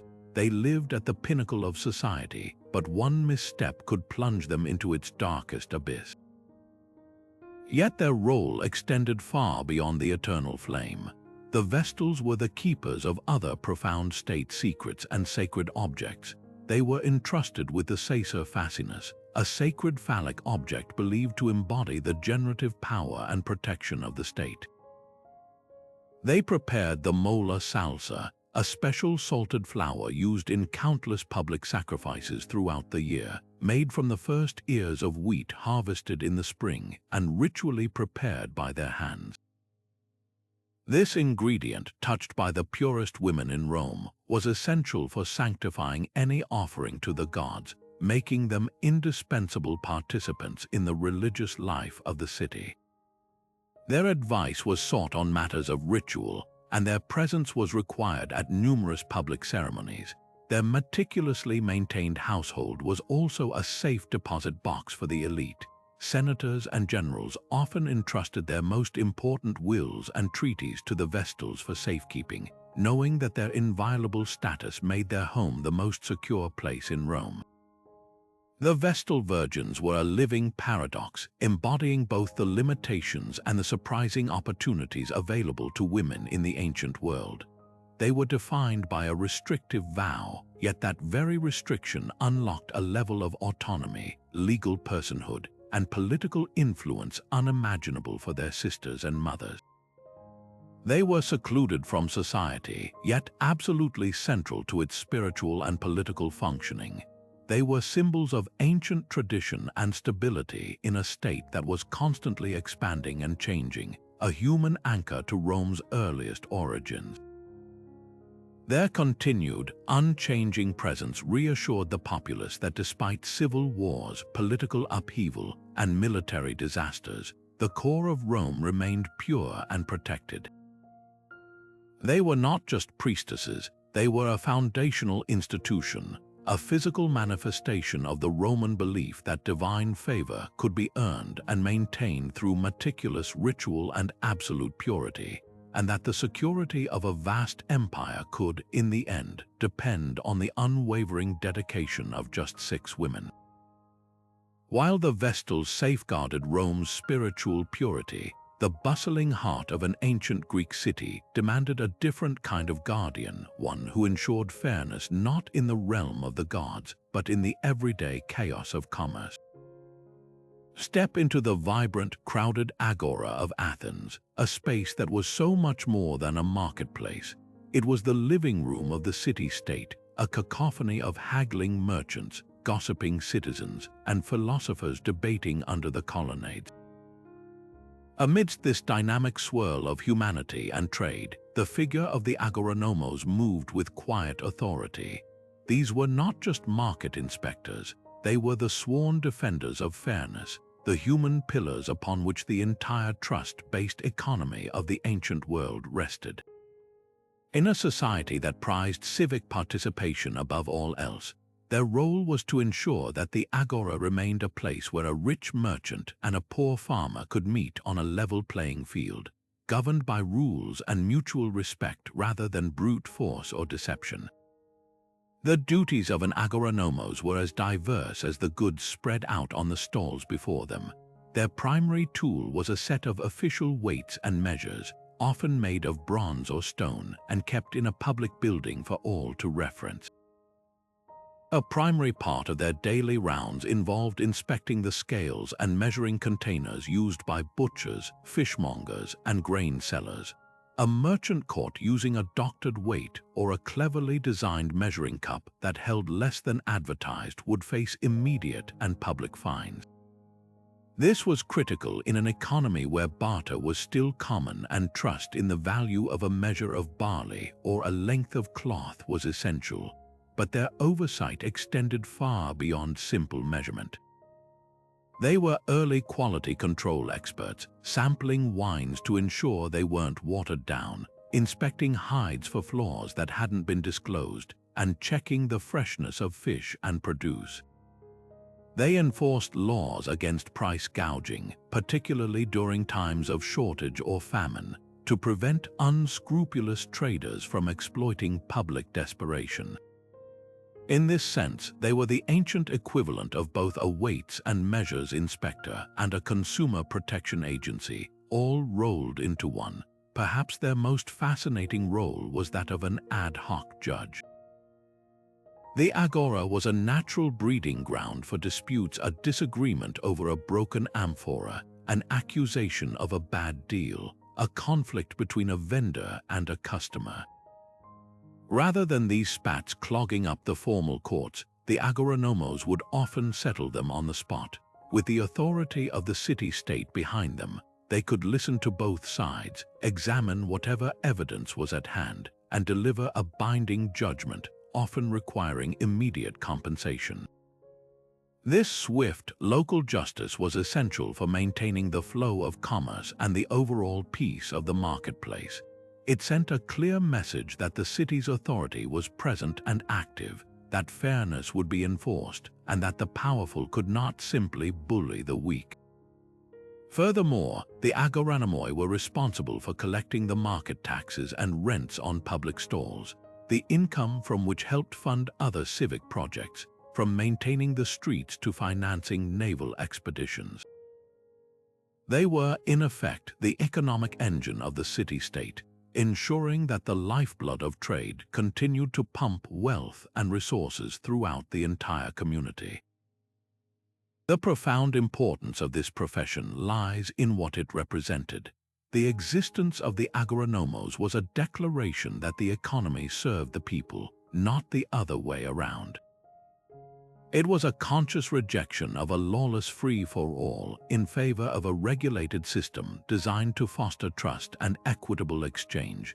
This trust was the invisible infrastructure that allowed the Greek economy to flourish.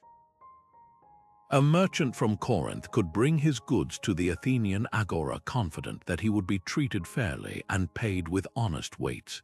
A citizen could spend their hard-earned money knowing they were getting what they paid for.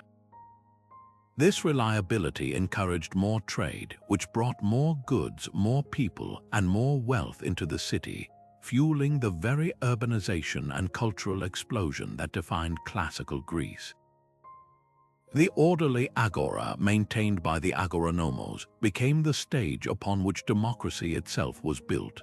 It was where citizens, having conducted their business, would then gather to discuss politics, serving as a constant reminder that the principles of fairness, transparency, and accountability applied just as much in the assembly as they did in the marketplace.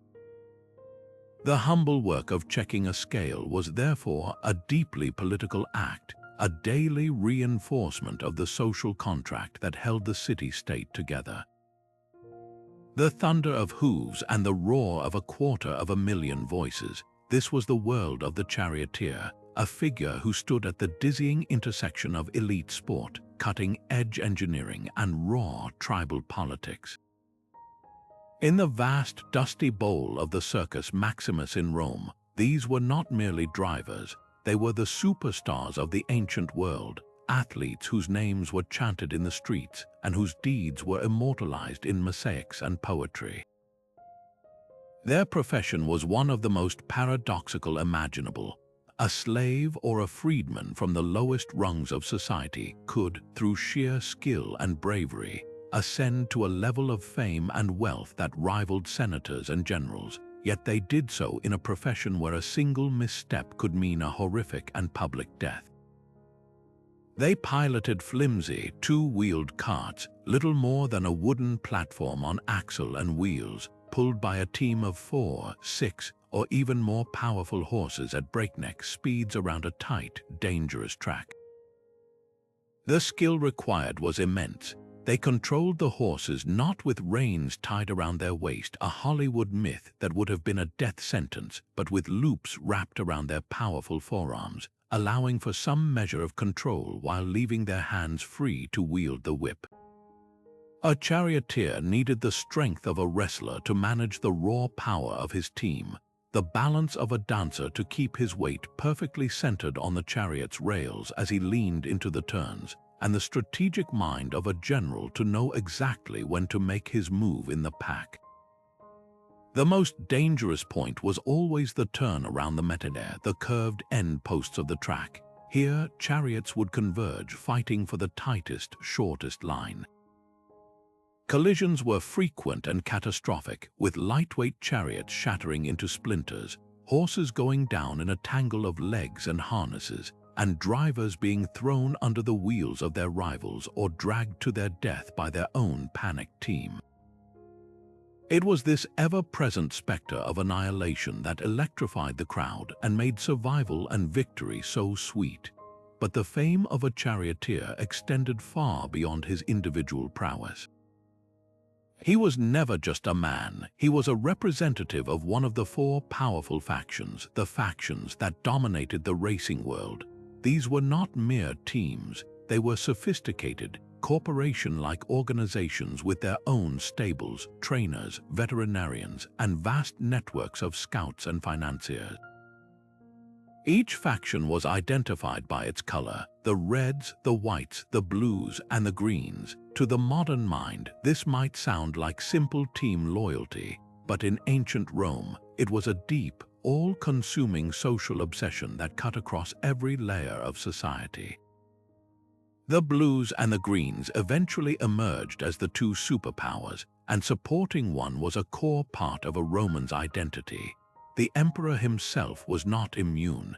Caligula was a fanatical supporter of the greens, often dining and sleeping in their stables. This loyalty was fierce and often violent. Riots between opposing factions were common, and the passion stirred by the races was a powerful political tool that emperors learned to carefully manage and exploit. Distributing free bread and putting on spectacular games, the famous bread and circuses, was the key to keeping the massive urban population of Rome content. A successful day at the races for your faction could mean public goodwill for the emperor, while a loss could stir unrest. The charioteer, therefore, became an unwitting pawn in a much larger game. His victories were victories for his faction's millions of supporters, and by extension for the regime that sponsored the games. The factions themselves became immensely wealthy through betting, sponsorship, and imperial subsidies, and the top drivers shared in this wealth. The most successful, a driver like Gaius Appuleius Diocles, retired after a 24-year career with winnings estimated at 35 million sesterces, a sum that would make him one of the wealthiest men in the entire empire, a multi-millionaire by modern standards who had started his life as a mere slave. Behind the glory of the driver stood the unsung genius of the engineers and stable masters. Chariot racing was as much a competition of technology and biology as it was of human skill. The chariots themselves were masterpieces of minimalist engineering, designed for maximum speed and agility. They were built from lightweight woods like ash and willow, with bentwood frames that provided a springy flexibility to absorb the shocks of the track. The wheels were fitted with iron tires for durability, and the axle was often specially designed to allow the wheels to rotate independently for better handling on the turns. But the true heart of the operation was the horse. The factions invested staggering sums in breeding programs, importing the finest stallions and mares from across the empire, from North Africa, Spain, Greece, and Cappadocia. They were the Formula One cars of their day, and their bloodlines were state secrets. Veterinarians and trainers worked to keep them in peak physical condition, developing specialized diets and training regimens. The most famous horses, like the beloved Victor, whose wins were recorded in inscriptions, became celebrities in their own right. The connection between driver and lead horse was particularly vital.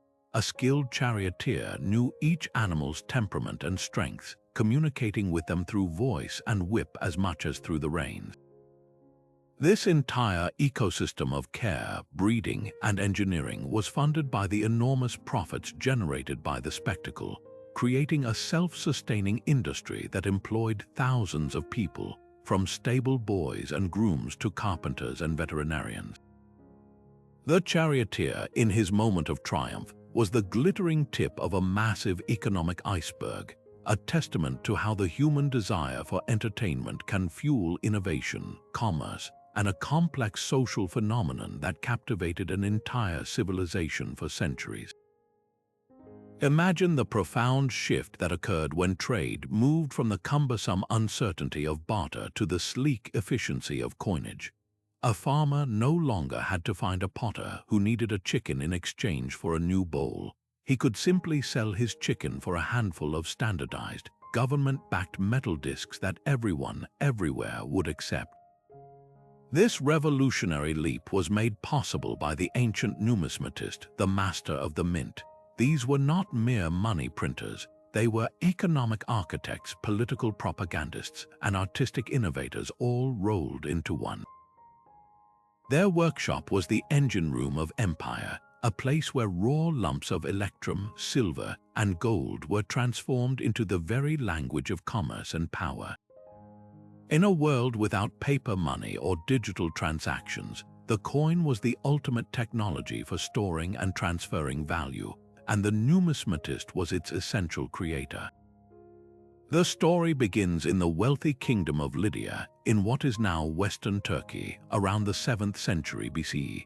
Here, along the banks of the Pactolus River, which carried down deposits of gold and electrum, the first standardized coins were struck. The Lydian numismatist's process was a blend of brute force and delicate artistry. They would first prepare blank discs or flans by carefully pouring molten electrum into molds. The true magic happened at the strike. They would place a blank flan on an anvil die, which was typically engraved with a simple design like a lion's head, the symbol of the Lydian royal house. Then they would position a punch die above it and deliver a powerful blow with a hammer. This single action did three things at once. It imprinted the design onto both sides of the soft metal. It certified the weight and purity of the metal, and it authorized it as a legitimate token of the king, making it the world's first branded product. This was a monumental innovation in trust. The value of the coin was no longer just in the metal itself, but in the guarantee stamped upon it. A merchant could accept a Lydian lion head coin without needing to weigh it or test its purity. The king's mark was his bond. This reliability supercharged commerce, facilitating trade across cultures and languages. As the idea of coinage spread like wildfire across the Mediterranean and into Persia, the role of the numismatist grew in complexity and importance. They became masters of metallurgy, developing precise techniques for refining and alloying metals.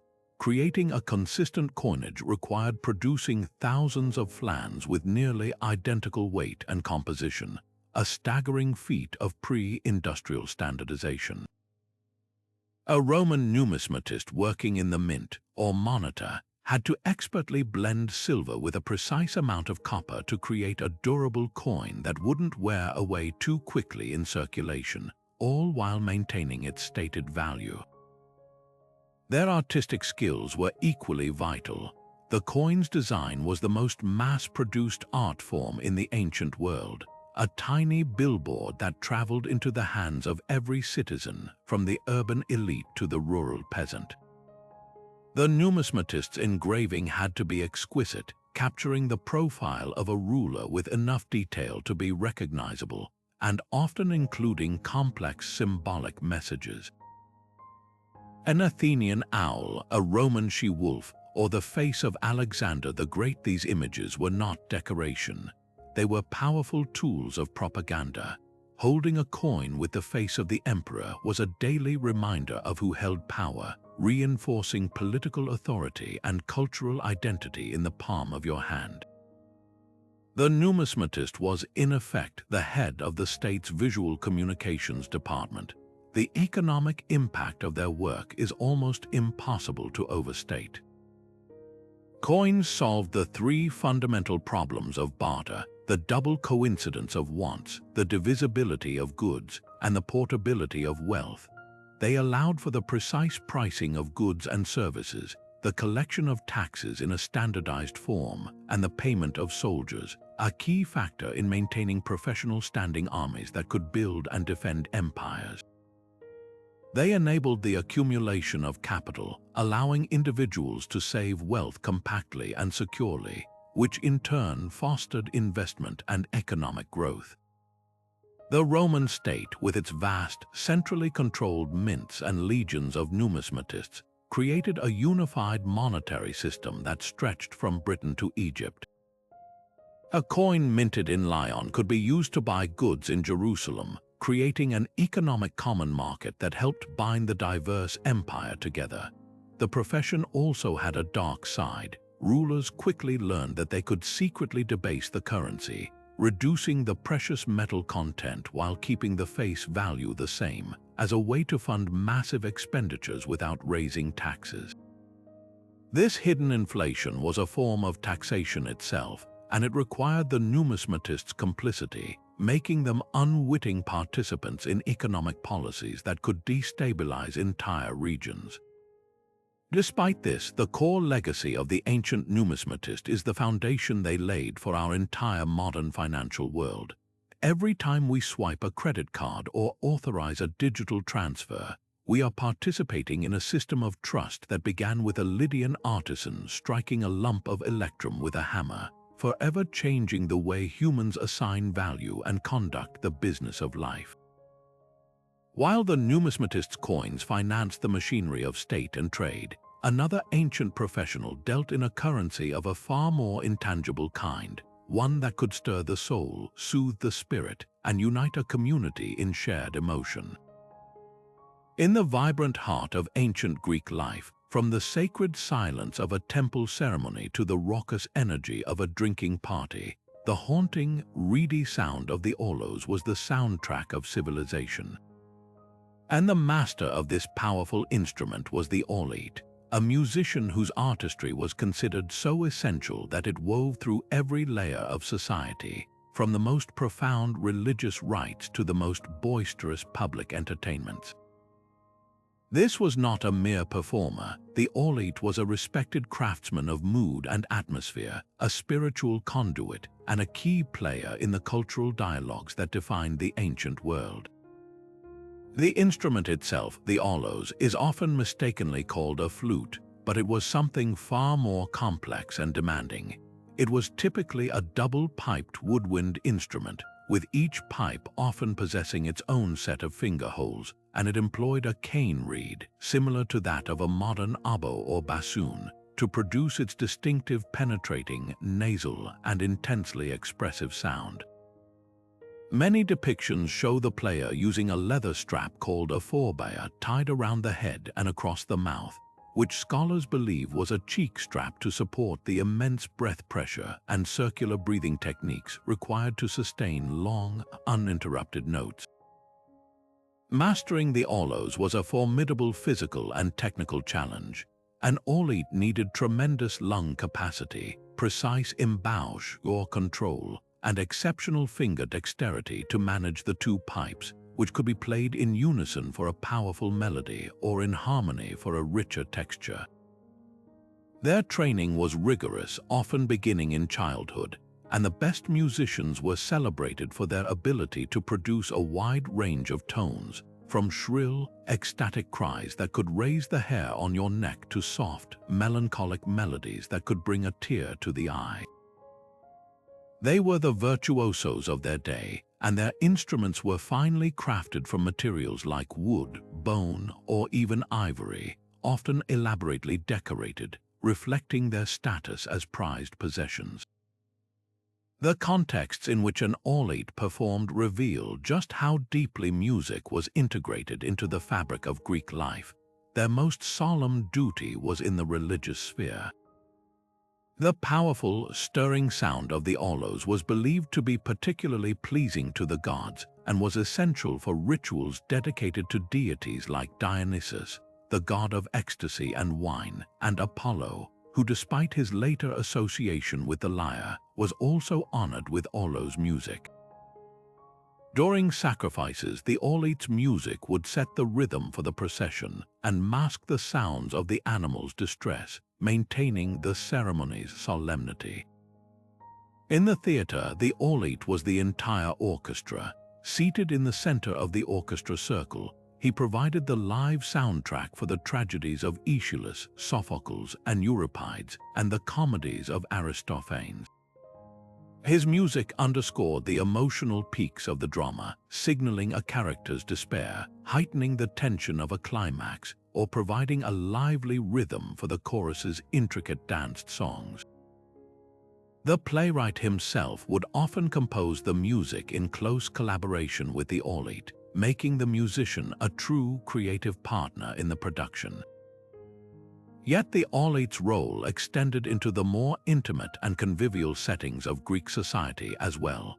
No symposium, the famous Greek drinking party for elite men, was complete without his presence. As the participants reclined on couches, debating philosophy and reciting poetry, the aulite would provide a musical backdrop. He might be accompanied by a girl playing the lyre or even a dancer, but the aulos was the driving force of the entertainment.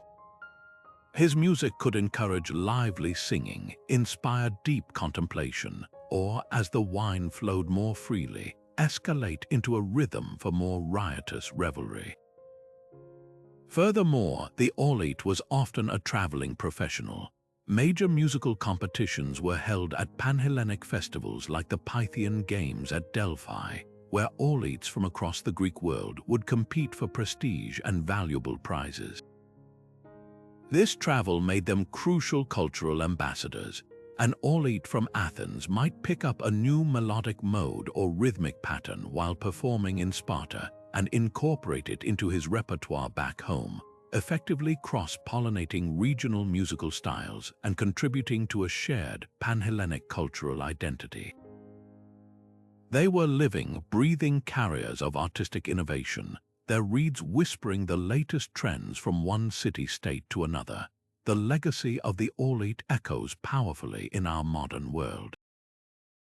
The technical principles of the aulos, the use of a double reed to vibrate within a cylindrical bore, are the direct ancestors of the entire family of double reed instruments that fill our concert halls today, most notably the oboe and the bassoon.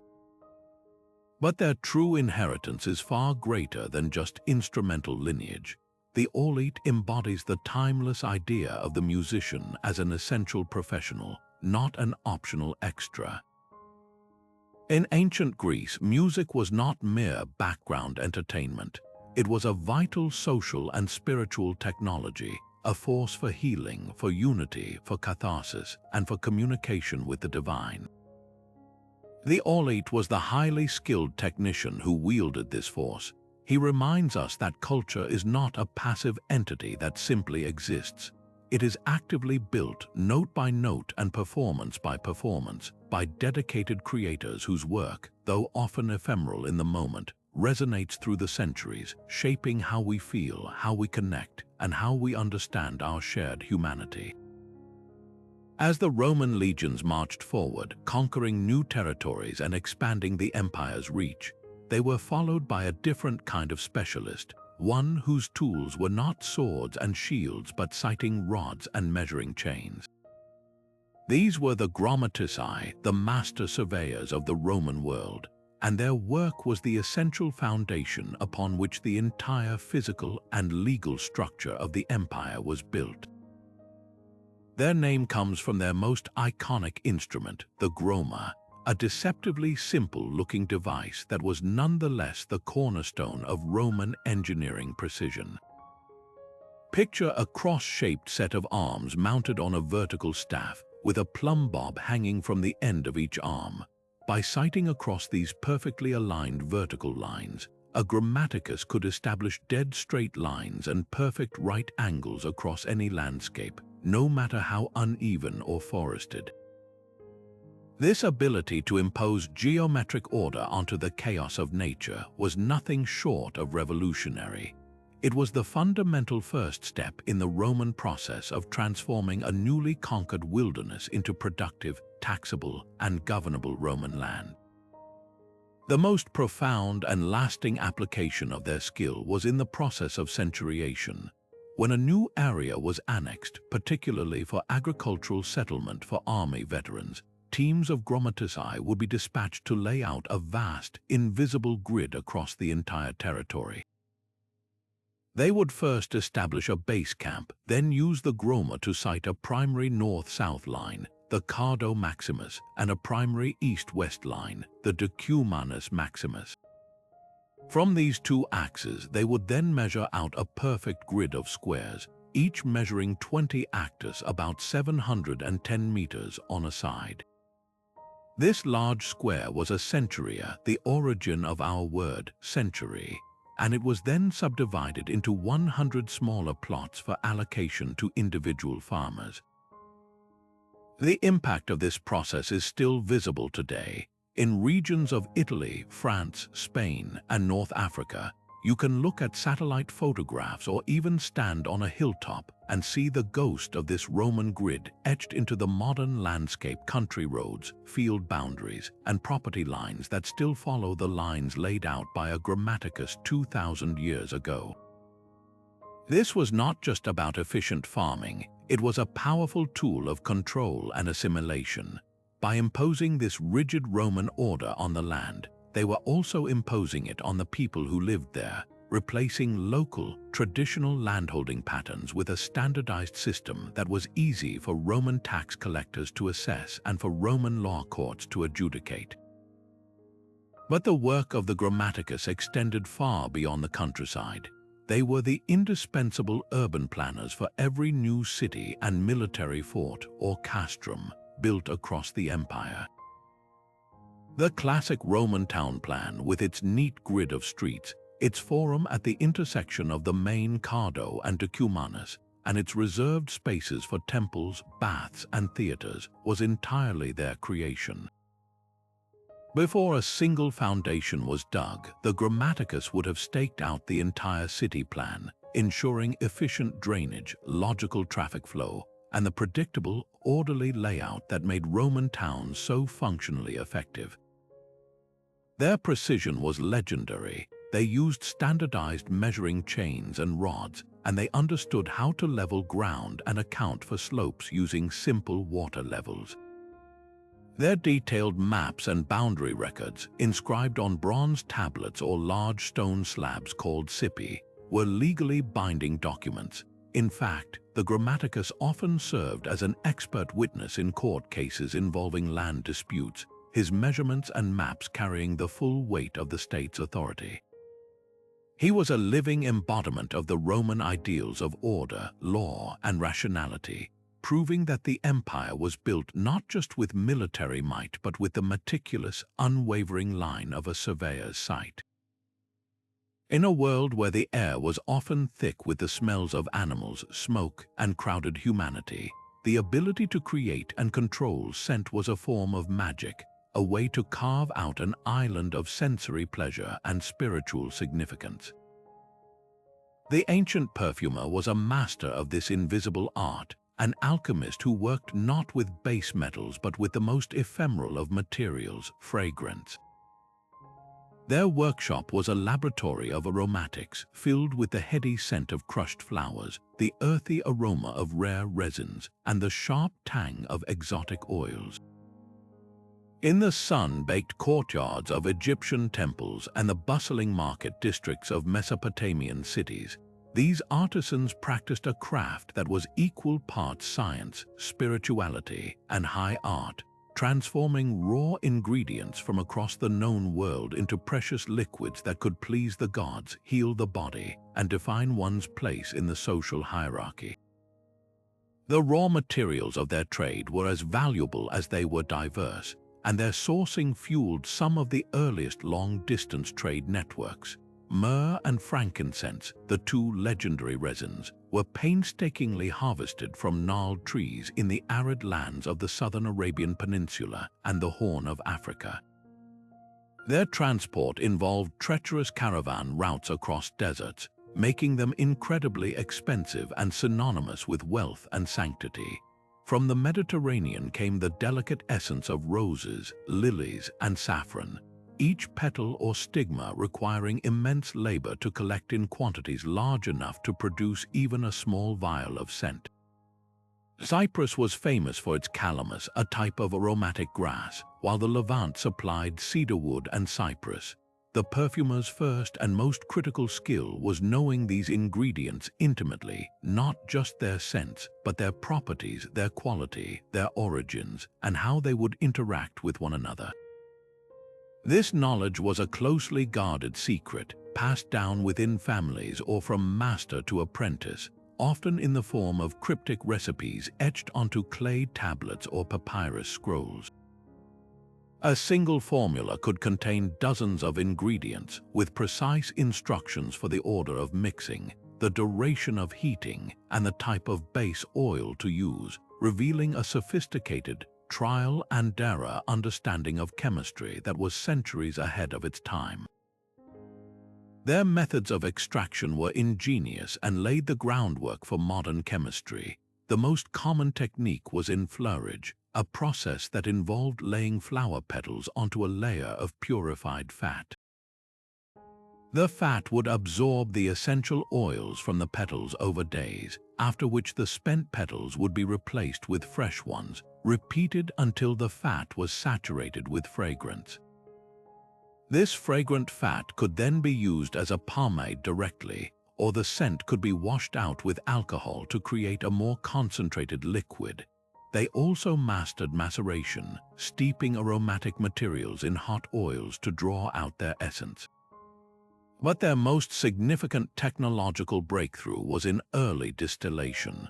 While not the complex glass apparatus we know today, ancient Mesopotamian perfumers were using primitive stills made of clay and reed tubes to capture the vapor of heated aromatic plants and condense it back into a potent liquid.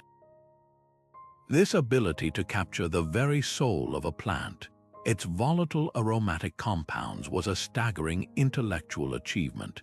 It represented a move from simply using scented materials to actually isolating and concentrating the principle of scent itself, a fundamental leap in scientific thought. The applications of their creations were woven into the very fabric of ancient life. In Egypt, fragrance was considered the sweat of the gods. Perfumed oils were essential for every major religious ritual. statues of deities were anointed daily with precious unguents to make their divine presence tangible and pleasing. During the mummification process, the body was packed in and anointed with vast quantities of myrrh and cinnamon, not only to mask the odor of decay, but because these scents were believed to have purifying and sanctifying properties, essential for the deceased's transformation into an eternal being. But it wasn't just for the dead and the divine. In daily life, scented cones of fat were worn on the head at parties, slowly melting in the heat to release a perfumed stream that cooled and refreshed the wearer. In medicine, perfumers worked hand in hand with physicians.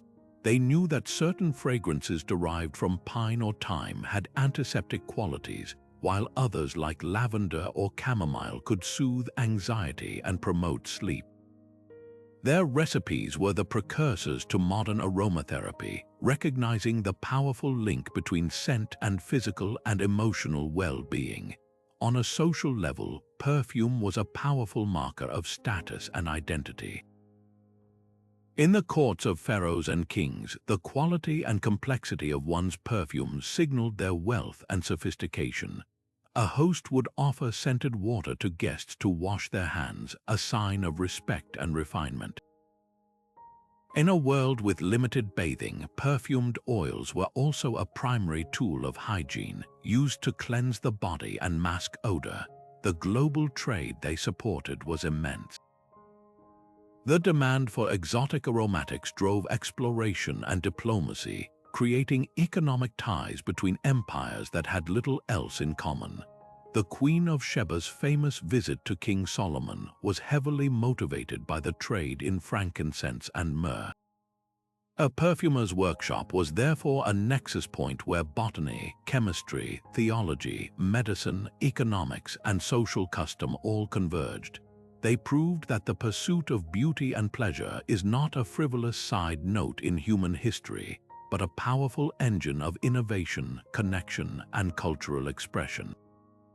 Their legacy is a reminder that civilization is built not just on stone and law, but on the invisible yet unforgettable power of a beautiful scent.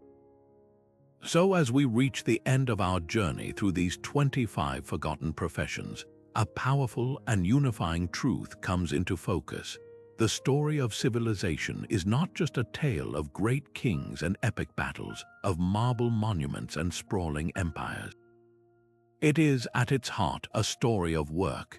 It is the story of countless unnamed individuals, the scribes and surveyors, the fullers and fabbri, whose collective labor, ingenuity, and dedication literally built the world from the ground up. These were not side characters in the grand drama of history. They were the backbone of every achievement, the essential cogs in a vast and intricate machine of human progress. From the meticulous record-keeping of the Grammatius that made Athenian democracy possible, to the precise measurements of the Grammaticus that laid out the grid of an empire, we see that the most enduring structures are those built on a foundation of specialized knowledge and shared purpose.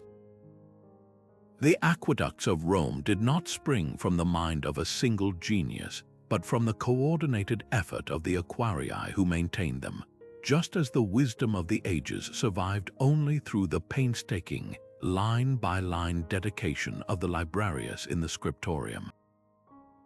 Each of these roles, no matter how humble or how strange it may seem to us now, was a vital thread in the rich tapestry of ancient life, woven together to create something far stronger and more resilient than any single thread could ever be alone. Remembering these forgotten professions does more than just satisfy our historical curiosity. It grants us a profound new perspective on our own modern world.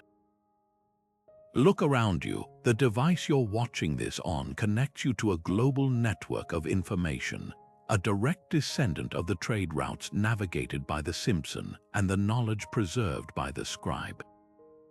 The roads you travel, the money you spend, the clean water that flows from your tap, these are all legacies of the Roman surveyor, the Lydian numismatist, and the imperial water engineer. The very concept of a specialized career, of training and guilds and professional standards, finds its roots in the collegia of the Faber and the rigorous apprenticeships of the Haruspex. When we see a city skyline, we should also see the lampadarii who first pushed back the night, enabling the extended hours of commerce and community that define urban life. When we listen to a symphony, we can hear the faint echo of the aulite, whose reeds gave voice to the deepest human emotions in the theaters of ancient Greece.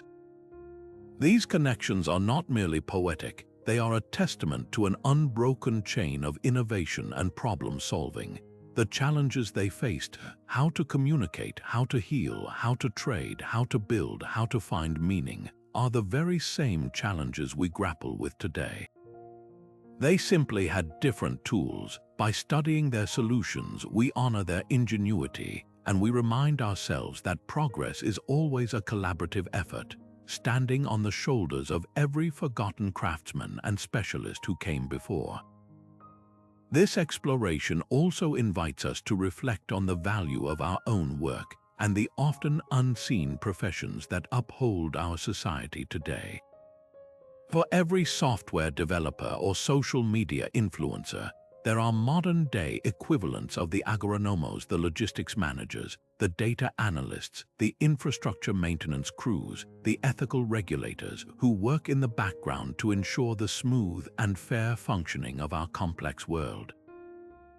Their jobs might not seem glamorous, but they are every bit as essential as the Roman water engineer or the Greek market regulator was to their time. The story of these ancient professions is ultimately a story about human dignity and the enduring drive to create, to improve, and to contribute to something larger than ourselves. It is a powerful reminder that every form of honest labor has value, and that the true foundation of any civilization is the skill, the sweat, and the spirit of its people.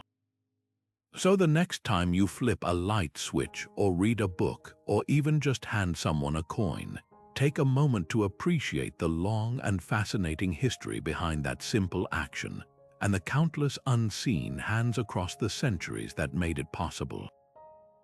If this journey through the forgotten jobs that shaped our world has sparked your curiosity, we would be thrilled if you'd like this video, share it with another history lover, and subscribe to the channel for more deep dives into the past. And we'd love to hear from you which of these 25 ancient professions fascinated you the most. Was it the sacred duty of the Vestal Virgin, the political savvy of the Nomenclator, or the artistic alchemy of the perfumer? Let us know your thoughts in the comments below. Thank you for watching.